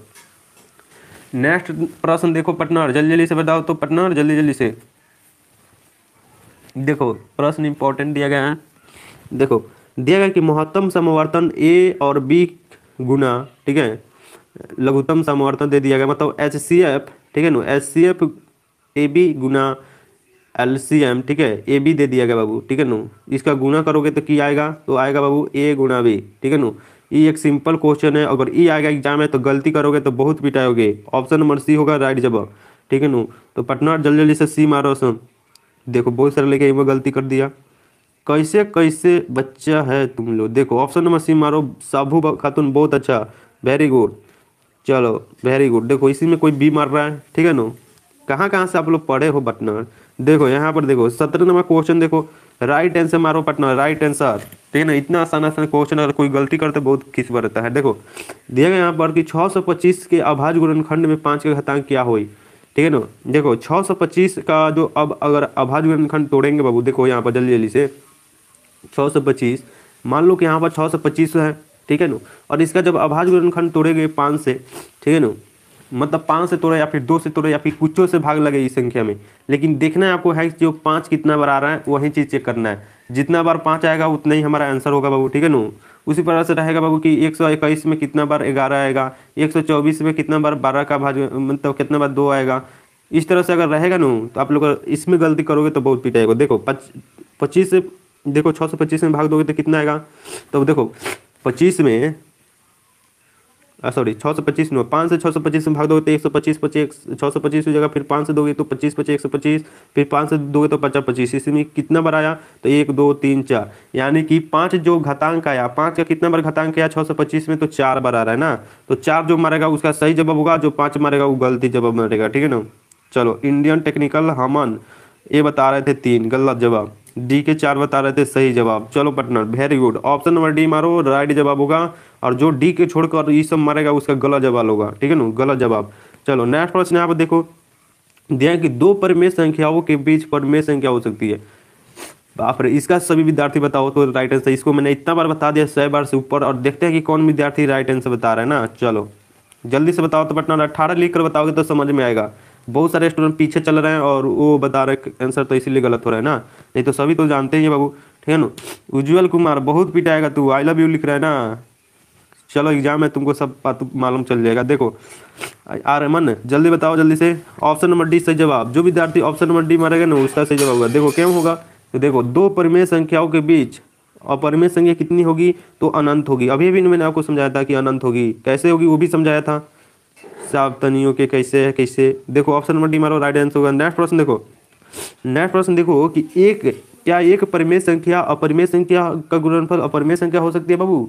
मतलब आपसे क्या पूछा जा रहा है, तो पूछा जा रहा है कि एक परिमेय संख्या, मान लो कि 3 एक परिमेय संख्या हो गया, ठीक है ना, और एगो अपरिमेय संख्या, यानी मान लो कि एगो हो गया यहाँ पर अपरिमेय संख्या √3, तो इसका गुणनफल यानी कि गुना करोगे तो क्या होगा, अपरिमेय संख्या हो सकती है बाबू। तो हाँ हो सकती है पार्टनर, ठीक है ना। देखो 3 √3 क्या है बाबू, तो अपरिमेय संख्या। 4 √4 क्या है, तो अपरिमेय संख्या है। 5 √7 क्या है, तो ये भी एक अपरिमेय संख्या है। तो हाँ हो सकती है पार्टनर, ठीक है ना। ऑप्शन नंबर ए मारोगे राइट जवाब होगा, और जो भी विद्यार्थी इसका सही जवाब मारेगा उसको लड्डू मिलेगा ना। चलो 15 का आंसर गलत है। वाह पार्टनर, हम तो गलत आंसर बता ही नहीं सकते पार्टनर, कैसे तू कर रहा है रे। देखो यहाँ पर 15 का क्वेश्चन नहीं बताओ पार्टनर, वह गलती बताओ, तो तुम्हें लोग बताओ कि इसका राइट आंसर क्या होगा। 6 बटा दिया गया 15 का दशमलव प्रसार क्या होगा। कहाँ से पढ़ा है पार्टनर, जल्दी से बताओ तो। मनीषा शर्मा बता रही है सर गलत है। कैसे गलत है, बताओ कि इसका आंसर क्या होगा। जल्दी से सभी विद्यार्थी बताओ कि इसका राइट आंसर 6 बटा 15 का दशमलव प्रसार क्या होगा, क्या होगा। तो मैंने आपको बताया बाबू, देखो ऊपर वाला हो गया अंश हो गया, नीचे वाला 15 जो है वो हर आ गया, ठीक है ना। तो मैंने आपको बताया कि हर वाला का ही देखना है। मान लो कि अगर यहाँ पर 15 है, अगर 15 से भाग दोगे यहाँ पर 3 से, तो 5 3 15 हो जाएगा, ठीक है ना। तो मैंने बताया कि शांत के लिए फॉर्म होता है 2 के पावर m गुना 5 के पावर n। अगर 2 के पावर 5 और n के फॉर्म में अगर आ रहा है तो सही है, अन्यथा केवल 2 आना चाहिए, अन्यथा केवल 5 आना चाहिए अभाज्य गुणनखंड में। अन्यथा इसके अलावा अगर 3 आए, 7 आए, 5 आए, तो सर भले सॉरी 8 आए या फिर 9 आए, ये सब गलत होगा ना। चलो तो देखो 15 में 3 × 5 = 15 आ रहा है, यानी कि 2 और 5 ही आना चाहिए, इसमें 3 भी आ गया तो हमारा अशांत होगा। ये गलत बताए, हाँ अशांत बताई हुई बेर से तुम लोग को, तुम बता रहे हो गलत है। कैसे कैसे है तुम लोग, शांत होगा ना पूरा काट गए तो।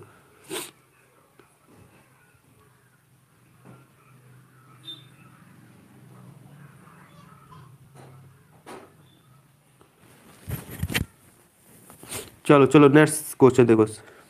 चलो बिल्कुल सही गलत आंसर बता रहे हो तुम लोग। देखो यहाँ पर, देखो यहाँ पर कहाँ पर थे हम लोग, यहाँ पर थे, ये हो गया था ना। चलो यहाँ पर देखो, ये हो गया था 20 नंबर। चलो 21 नंबर क्वेश्चन यहाँ पर आप लोग बताओगे। 21 नंबर कहाँ पर गया रे, चलो यहाँ पर गया है ना। चलो दिया गया है यहाँ पर, देखोगे बाबू, दिया गया है कि निम्नलिखित में कौन एक अपरिमेय संख्या है। कौन एक अपरिमेय संख्या है, जल्दी से बताओ। और जो भी स्टूडेंट को थोड़ा सही लग रहा है ना, वो कमेंट करो पटना, ठीक है ना। और लाइक करो, सब्सक्राइब करो। और जो भी वायरल पेपर जिसको चाहिए एग्जाम से पहले, तो आप लोग क्या करोगे, तो एग्जाम जाओगे तो मोबाइल लेते जाना, ठीक है। मतलब मोबाइल लेकर नहीं घुसना है बाबू, ठीक है ना। अपने गार्जियन के साथ जाना, मतलब वहाँ पर आना मोबाइल लेकर।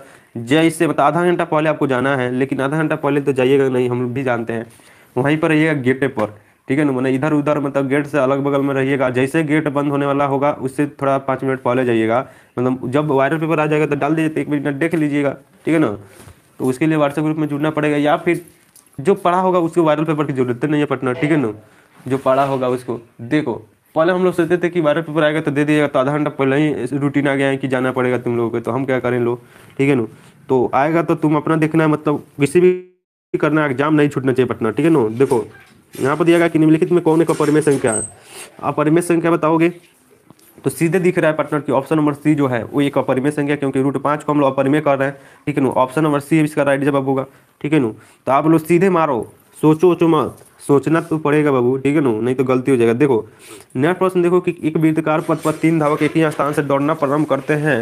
ये क्वेश्चन मैंने कई बार बता दिया आप लोग को, ठीक है ना। मैं तो एक बार और बता रहा है कि आप लोग को कोई समझ में नहीं आए तो समझ लीजिएगा, ठीक है ना। चलो बताओ तो इसका राइट आंसर क्या होगा सभी। देखो एक वृत्ताकार पथ पर 3 धावक एक ही स्थान से दौड़ना प्रारंभ करते हैं, तो तीनों एक चक्कर लगाने में क्रमशः 3 घंटे, 4 घंटे, 8 घंटे समय लगता है। तो तीनों के प्रस्थान बिंदु पुनः मिलने में लगा समय। तो मान लो कि ये वो धावक है, ठीक है ना, मतलब ये वो वृत्त है, और तीनों एक दूसरे मतलब एक वृत्त पर दौड़ना प्रारंभ करते हैं, तीनों एक ही साथ, ठीक है ना। तो देखो मान लो कि ये घोड़ा यहाँ पर लगा है, ये घोड़ा यहाँ पर लगा है, ये घोड़ा यहाँ पर लगा है, तो तीनों एक ही साथ में, तो एक ही लाइन में लगा है। तो पहला घोड़ा एक चक्कर लगाता है तो 3 घंटे लगता है, ठीक है ना। दूसरा लगाता है एक चक्कर तो 4 घंटा लगाता है, तीसरा लगाता है तो 8 घंटा लगाता है, ठीक है ना। तो आप लोगों को क्या करना है, तो आप लोगों को बाबू करना है ये चीज़ कि आपको पूछा जा रहा है क्वेश्चन कि पुनः प्रस्थान बिंदु मिलने में लगा समय। मतलब कोई घोड़ा एक ही स्थान से दौड़ रहा है तो कभी तो कभी मिलेगा बाबू, ठीक है ना, कभी तो कभी मिलेगा। तो वही मिलने का समय पूछा जा रहा है कि क्या होगा।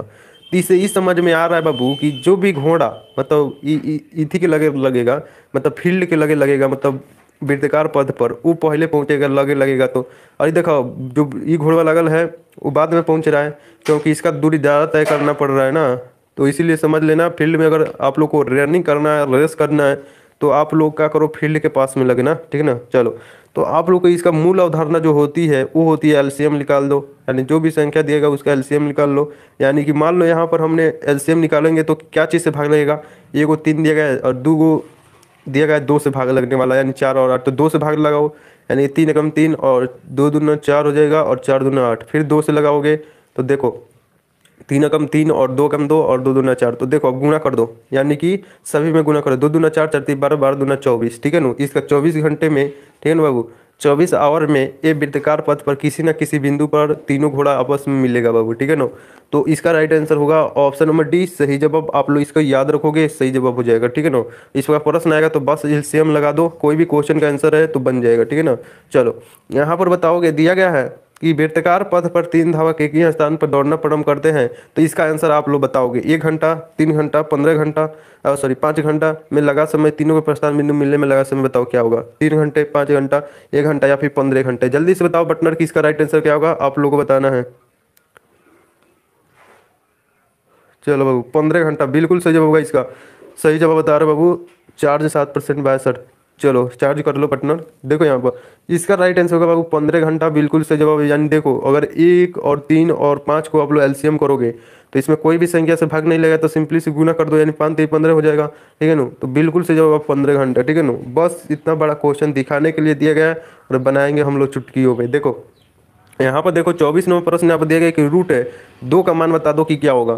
ठीक है ना, तो देखो रूट 2 का मान आप लोग जानते हो बाबू कि रूट 2 जो है वो 2 एक पूर्ण वर्ग संख्या नहीं है। ठीक है ना, यानी पूर्ण वर्ग क्या संख्या नहीं है, यानी कि किसी भी संख्या का वर्गमूल 2 नहीं होता है, इसीलिए जो संख्या है वो अपरिमेय संख्या है, यानी कि ऑप्शन नंबर बी इसका सही जवाब हो जाएगा। ठीक है ना, तो आप लोग इसका राइट आंसर बी मारोगे तो सही जवाब होगा, अन्यथा गलत जवाब होगा। ठीक है ना, चलो यहाँ पर देख लो बाबू। ठीक है ना, चलो नेक्स्ट प्रश्न देखो दिया गया कि रूट 3 क्या है। कोई ना कोई वो प्रश्न यहाँ से रहेगा बाबू, रूट 3 रूट 5 रूट 7 और रहेगा, हर साल रहेगा, तो आप में भी रहेगा। और आप लोग इस तरह का प्रश्न अगर अपरिमेय मार देते हो तो बहुत पिटाई हो गए। देखो यहाँ पर दिया गया कि रूट 3 क्या है, रूट 3 है, परिमेय है, अपरिमेय है, सॉरी प्राकृतिक है या फिर अपरिमेय है या फिर डिम्ब, लेकिन में से कोई नहीं है बाबू। ठीक है ना, तो देखो आप लोगों को मैंने बता दिया कि रूट 3 भी जो है वो एक अपरिमेय संख्या है, तो आप लोग इसका राइट आंसर मारोगे ऑप्शन नंबर सी। अगर इसके अलावा कोई दूसरा क्वेश्चन का आंसर बता रहा है ना वो बहुत पिटाएगा बाबू। ठीक है ना, तो आप लोग राइट आंसर बताओ, 19 का गलत है।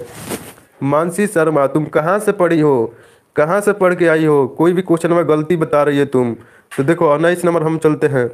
अब देखो दिया गया है कि क्या क्या एक अपरिमेय संख्या अपरिमेय संख्या का गुणनफल अपरिमेय संख्या हो सकता है। तो देखो ध्यान से देखो, एगो मान लो यहाँ पर परिमेय संख्या है। ठीक है ना, एगो मान लो यहाँ पर परिमेय संख्या है। ठीक है ना, 3 हो गया परिमेय संख्या, या फिर अपरिमेय हो गया √5 हो गया। तो बताओ एगो परिमेय और अपरिमेय संख्याओं का गुणनफल और करेंगे तो क्या होगा, तो अपरिमेय संख्या न होगा, तो अपरिमेय संख्या तो हो ही गया, ऑप्शन नंबर ए नहीं सही होगा। तो बताओ कैसे बोल रहे लो आप लोग। देखो नेक्स्ट क्वेश्चन देखो यहाँ पर, देखो सही बात बात देखो यहाँ पर मान लो कि यहाँ पर मान लो कि एगो √5 भी एक अपरिमेय संख्या बाबू। ठीक है ना, और नहीं बाबू देखो कभी भी आप बोल रहे कि सी कैसे होगा सी, बताओ अगर यहाँ पर होता अपरिमेय संख्या और अपरिमेय संख्या का गुणनफल मतलब परिमेय संख्या हो सकता है या फिर दोनों हो सकता है, लेकिन यहाँ पर देखो ये दिया गया परिमेय संख्या और अपरिमेय संख्या का गुणनफल कभी भी परिमेय संख्या नहीं हो सकता बाबू। ठीक है ना, अपरिमेय संख्या ही हो सकता है, ऑप्शन नंबर ए इसका राइट आंसर होगा। ठीक है ना, चलो नेक्स्ट प्रश्न आप देखोगे 26 नंबर देखो, 26 नंबर का प्रश्न का राइट आंसर बताओगे। Hello sir, good morning. Good morning sir, sir आप सही बता रहे हैं। चलो बहुत अच्छा बाबू। ठीक है ना, चलो बिल्कुल गुड, चलो बिल्कुल सही जवाब। नेक्स्ट प्रश्न देखो बाबू, यहाँ पर देखोगे यदि x² - 5x + 4 बराबर 0 हो तो x का मान निकालो कि क्या होगा। मान लो कि संख्या दिया गया है और इसका अगर आप लोग गुणनखंड निकालते हो तो x का मान जो आएगा बाबू वो पूर्ण संख्या आएगा। ठीक है नु, तो आप लोग इसको निकालोगे आप सभी विद्यार्थी, और ठीक है नु इसका पूर्णांक संख्या आएगा। ठीक है ना, चलो नेक्स्ट प्रश्न यहाँ पर देखोगे दिया गया 27 नंबर प्रश्न दिया गया है कि 3√5 है, सॉरी 3√3 क्या है। तो 3√3 आप लोग बताओ। देखो यहीं पर संख्या आ गया, बताओ बबुओ, मनीषा जल्दी से बताओ तो इसका राइट आंसर क्या होगा।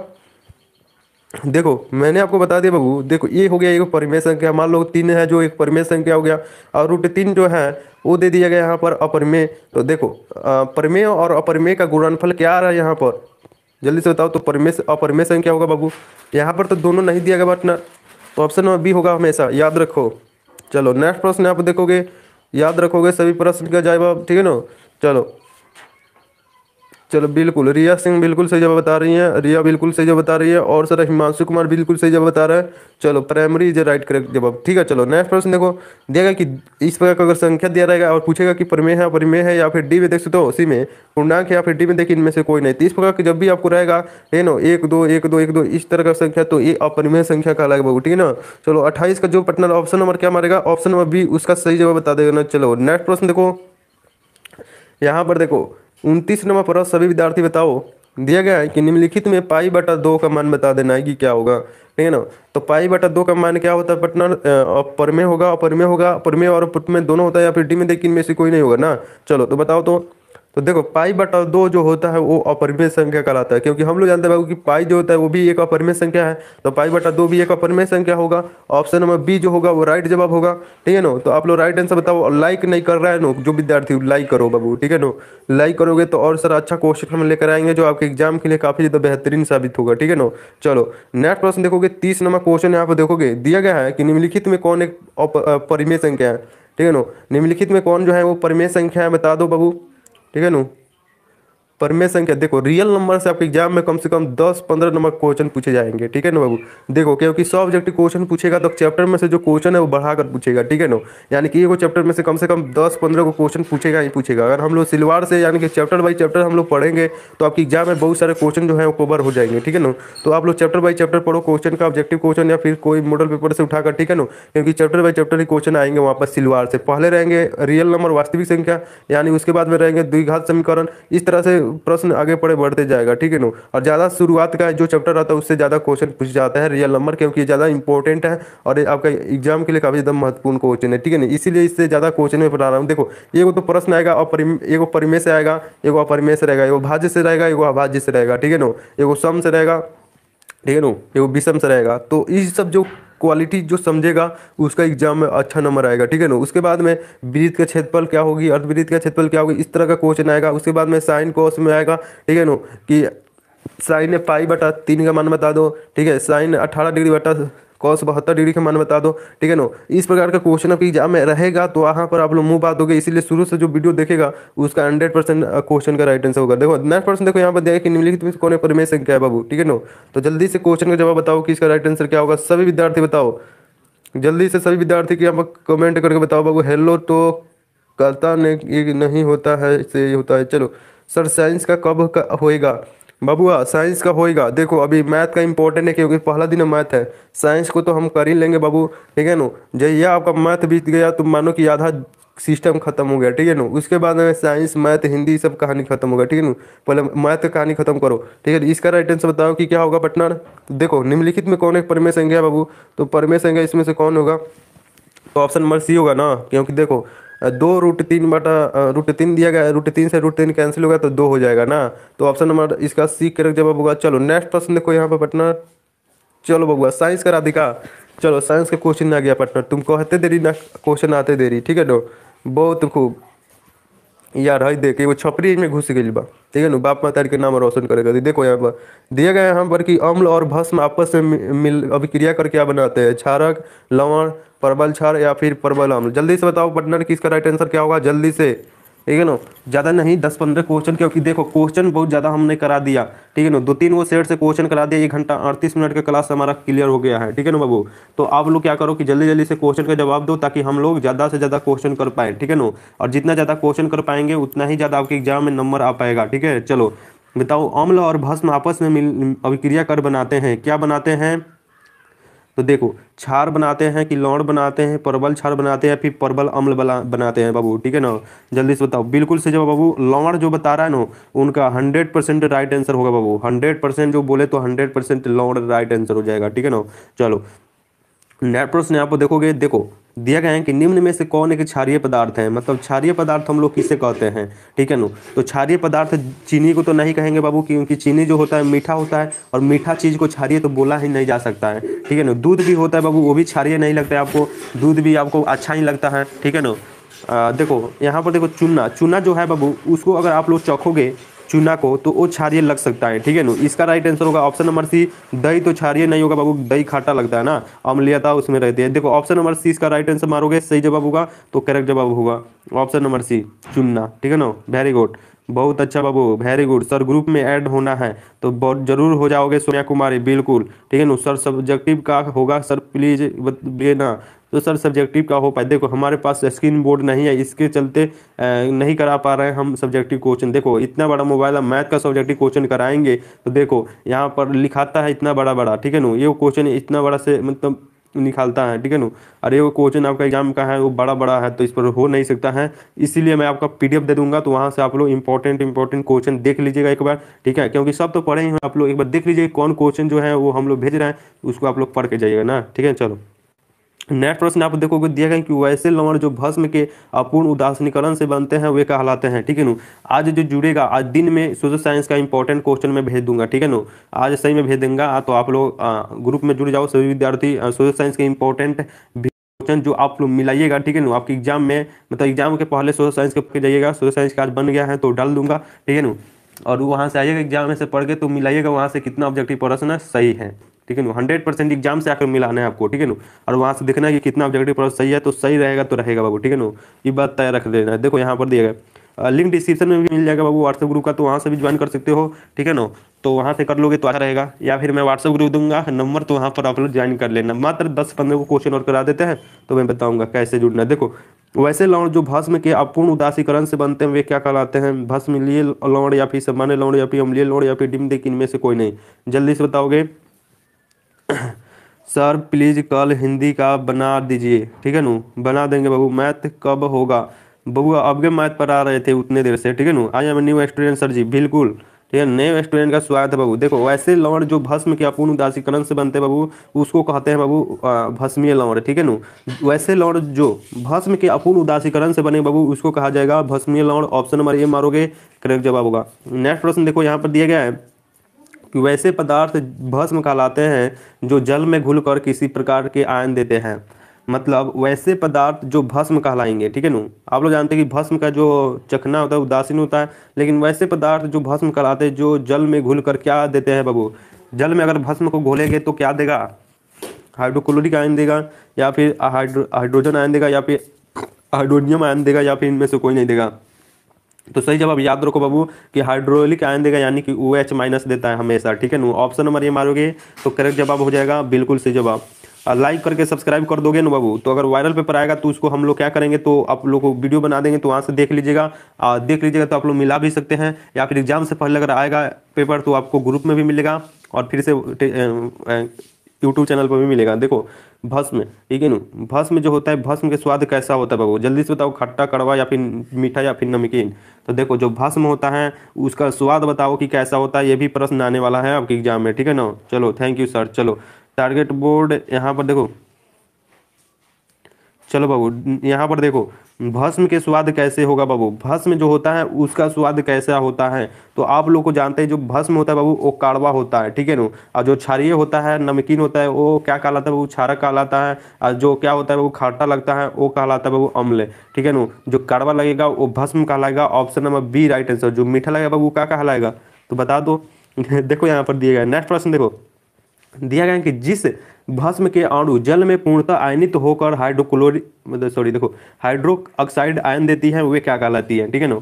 जिस भस्म के अणु जल में पूर्णतः आयनित होकर, ठीक है ना, जल में पूर्णतः आयनित यानी कि आयनित हो जाती है तो हाइड्रो ऑक्साइड आयन देते हैं वो क्या कहलाएगा बाबू? दुर्बल भस्म। दुर्बल मतलब होता है बाबू कमजोर। ठीक है ना। और प्रबल मतलब होता है मजबूत। तो बताओ कि दुर्बल भस्म बनाएगी, सामान्य भस्म बनाएंगी, या फिर प्रबल भस्म बनाएगी? यानी कि भस्म के अणु अगर जल में पूर्णतः आयनित हो जाता है, ठीक है ना, जो भस्म का अणु है वो पूर्णतः जो भस्म है वो कड़वा लगता है, अगर वो जल में घुलकर आयनित हो जाता है उसका ऑक्साइड, तो किस प्रकार का आयन देता?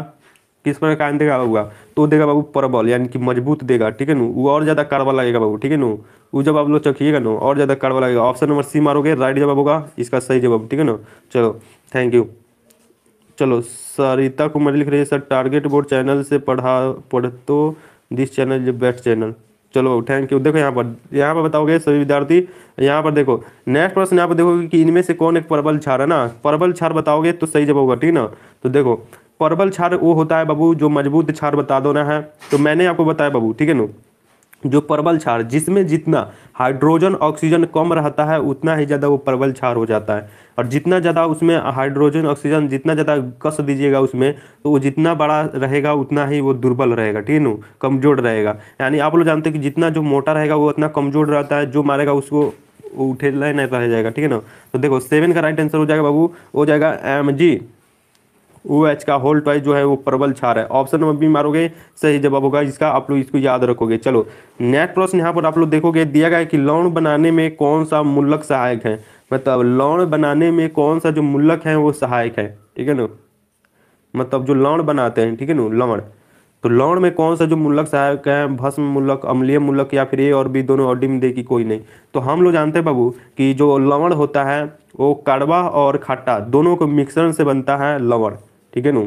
याद रखोगे ऑप्शन नंबर क्या होगा, तो सी राइट आंसर होगा। आप लोग इसको याद रखोगे, बिल्कुल करेक्ट जवाब हो जाएगा ऑप्शन नंबर सी, ठीक है नो।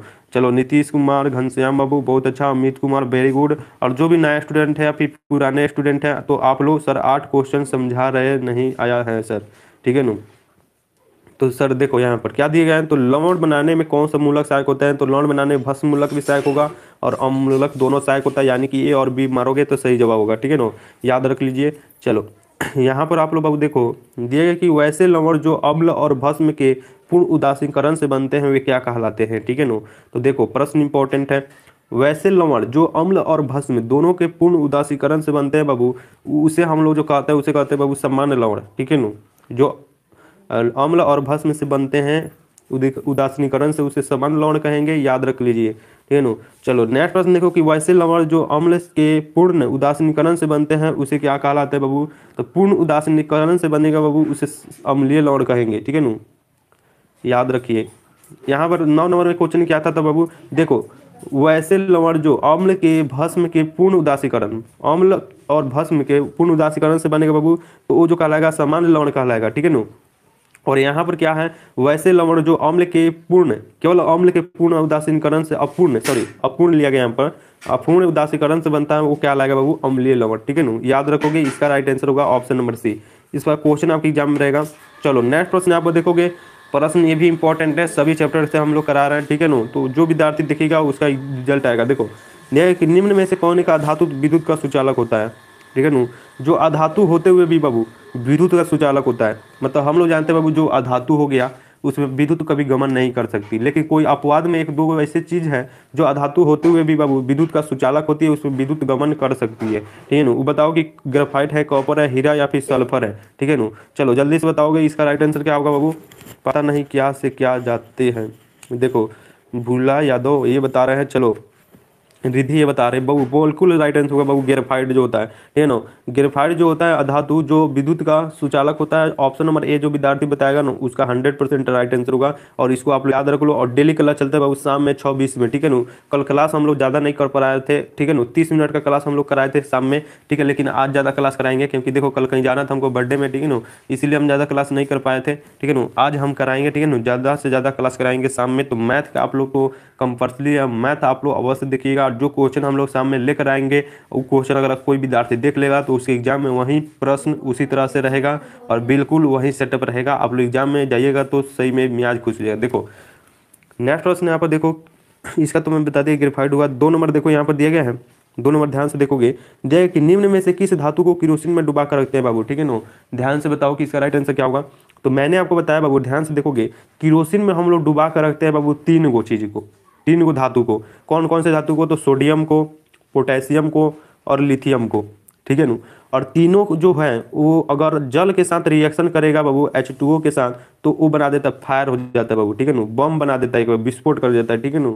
अगर आपके पास सोडियम है, ठीक है ना, पोटेशियम या फिर लिथियम है, कोई भी है, अगर बम बनाना है तो उससे बन जाएगा बाबू। पानी में मारोगे तो बम बड़ा बम बजेगा, ठीक है ना। इसका राइट आंसर होगा ऑप्शन नंबर ए सोडियम, बिल्कुल करेक्ट जवाब होगा। आप लोग इसको याद रखोगे, किरोसिन में डुबा कर रखते बाबू सोडियम को ताकि वो नरम रहता है, ठीक है ना। इसीलिए किरोसिन में डुबाते डुबाते वो नरम हो जाता है, जिसके चलते उसे चाकू से भी काट दिया जाता है, ठीक है ना। सोडियम और लिथियम और पोटेशियम उसको चाकू से भी बाबू काट देते हैं, किरोसिन में डुबा कर रखते हैं, ठीक है, और चाकू से भी काट देते हैं, याद रखिए आप लोग, ठीक है ना। इसका राइट आंसर सोडियम हो जाएगा, ठीक है। चलो नेक्स्ट प्रश्न देखोगे बाबू लोग, ठीक है ना, लाइक कोई करते चलो आप लोग, जितने भी स्टूडेंट जुड़े आप लोग, ठीक है ना। चलो चलो चलो दीतिका प्रजापति बता रही है आई एम बैक, चलो थैंक यू। देखो यहाँ पर सभी विद्यार्थी जुड़े हुए, तो आप लोग राइट आंसर बता रहे थे, बिल्कुल सही जवाब लग रहा था ना। चलो नेक्स्ट प्रश्न आप लोग बताओगे, यहाँ पर देखोगे कि निम्न में से कौन अधातु पानी में डुबा कर रखी जाती है, मतलब कौन ऐसी जो अधातु है बाबू, ठीक है ना, कौन ऐसी जो अधातु है जिसे हम लोग पानी में डुबा कर रखते हैं। अभी अभी तो मैंने बताया आपको कि कौन ऐसे जो धातु है, ठीक है ना, जिसे हम लोग किरोसिन में डुबा कर रखते हैं, तो सोडियम पोटेशियम लिथियम तीनों को डुबा कर रखते हैं, ठीक है ना। तो यहाँ पर आपको मालूम चल गया यहाँ पर कौन ऐसा जो अधातु है जिसे पानी में डुबा कर रखते हैं, ठंडे पानी में। अगर पानी से बाहर निकाल देंगे बाबू, ऑक्सीजन के साथ रिएक्शन करेगा तो लाल फास्फोरस जो आपके माचिस के तीली में रहता है ना, उससे भी ज़्यादा खतरनाक हो रहता है, ठीक है ना, जो हवा में भी आ जाने पर वो आग लगा देगा, ठीक है ना। इसीलिए उसका प्रयोग हम लोग, ठीक है ना, नहीं करते हैं। ठीक है, तो देखो ये में श्वेत फास्फोरस, लाल फास्फोरस, सोडियम आयोडीन। तो आप लोग जानते हैं कि बाबू कि आयोडीन का जो होता है वो चमकता है। ठीक है ना, तो आप बताओ श्वेत फास्फोरस में होगा राइट जवाब। जो क्या होगा बाबू, अधातु होते हुए भी बाबू पानी में डुबा कर रखा जाता है और ये बहुत ज़्यादा ज्वलनशील होता है लाल फास्फोरस की अपेक्षा। लाल फास्फोरस तो आपके माचिस के तिल में मिल जाती है, ठीक है ना, तो आप लोग तो मालूम नहीं होगा, लेकिन श्वेत फास्फोरस नहीं मिल पाती है। देखो यहाँ पर 4 नंबर प्रश्न आप लोग बताओगे, सभी विद्यार्थी यहाँ पर देखोगे ध्यान से, ठीक है ना। आप लोग लाइक कमेंट नहीं कर रहे बाबू, मुआरी हो गए क्या तुम लोग, क्या बताएं हम। कमेंट भी करो आप लोग यार, ठीक है ना। चलो यहाँ पर देखो दिया गया यहाँ पर कि ताम्र एवं टीन के मिश्र धातु को क्या कहते हैं। ठीक है, बताओ जल्दी से पार्टनर। दिया गया कि ताम्र एवं टीन के मिश्र धातु को क्या कहते हैं, सिंपली से बताओ। मतलब मान लो कि यहाँ पर तांबा है और यहाँ पर टीन है, ठीक है ना। तो देखो जो फ्यूज की तार होती है वो तांबा का हो या फिर टीन का हो, कोई भी हो सकती है, बस फ्यूज यानी पतला तार होनी चाहिए। ये भी क्वेश्चन आपके एग्जाम में पूछे जाते हैं कि फ्यूज मतलब जो फ्यूज होती है वो फ्यूज में किस प्रकार की तार का यूज होती है। तो वहाँ पर तांबा और टीन रहेगा, तो आप लोग मारोगे, ठीक है ना, दोनों मारोगे, क्योंकि तांबा का भी हो सकता है बाबू, टीन का भी हो सकता है। तो बताओ यहाँ पे तांबा और टीन के मिश्र धातु को क्या कहते हैं बाबू। तो इसका राइट आंसर सभी विद्यार्थी बता देना है कि कासा कहते हैं। ठीक है, तांबा और टीन के मिश्र धातु को क्या कहेंगे बाबू, तो कासा सिंपली से कहोगे तो राइट जवाब हो जाएगा ना। चलो नेक्स्ट प्रश्न यहाँ पर देखोगे कि स्कूल की घंटी धातु की बनी होती है क्योंकि यह होती है, ठीक है ना। चलो बताओगे। 8 का बाबू बता रहा है, अर्कित सिंह बता रहे हैं कि अकृति सिंह, चलो सी बता रही थी। और देखो घन भूषण बाबू बता रहे थे कि बी होगा। 5 के बताओ बाबू।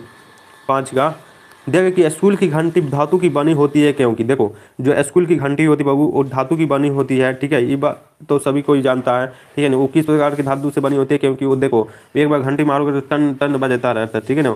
तो देखो वो ये जो धातु रहती है वो बाबू बनी रहती है सोनोरस, यानी कि वो ज़्यादा आवाज़ देती है, इसीलिए इसका right answer Babu sonorous. Option number A right जवाब होगा। आप लोग इसका राइट आंसर याद रख लो, ठीक है ना। आप लोग याद रखो कि स्कूल की जो घंटी होती है बाबू वो पीतल की जैसी बनी होती है, जो सोना कलर का होता है, तो याद रखोगे सोनोरस, ठीक है ना।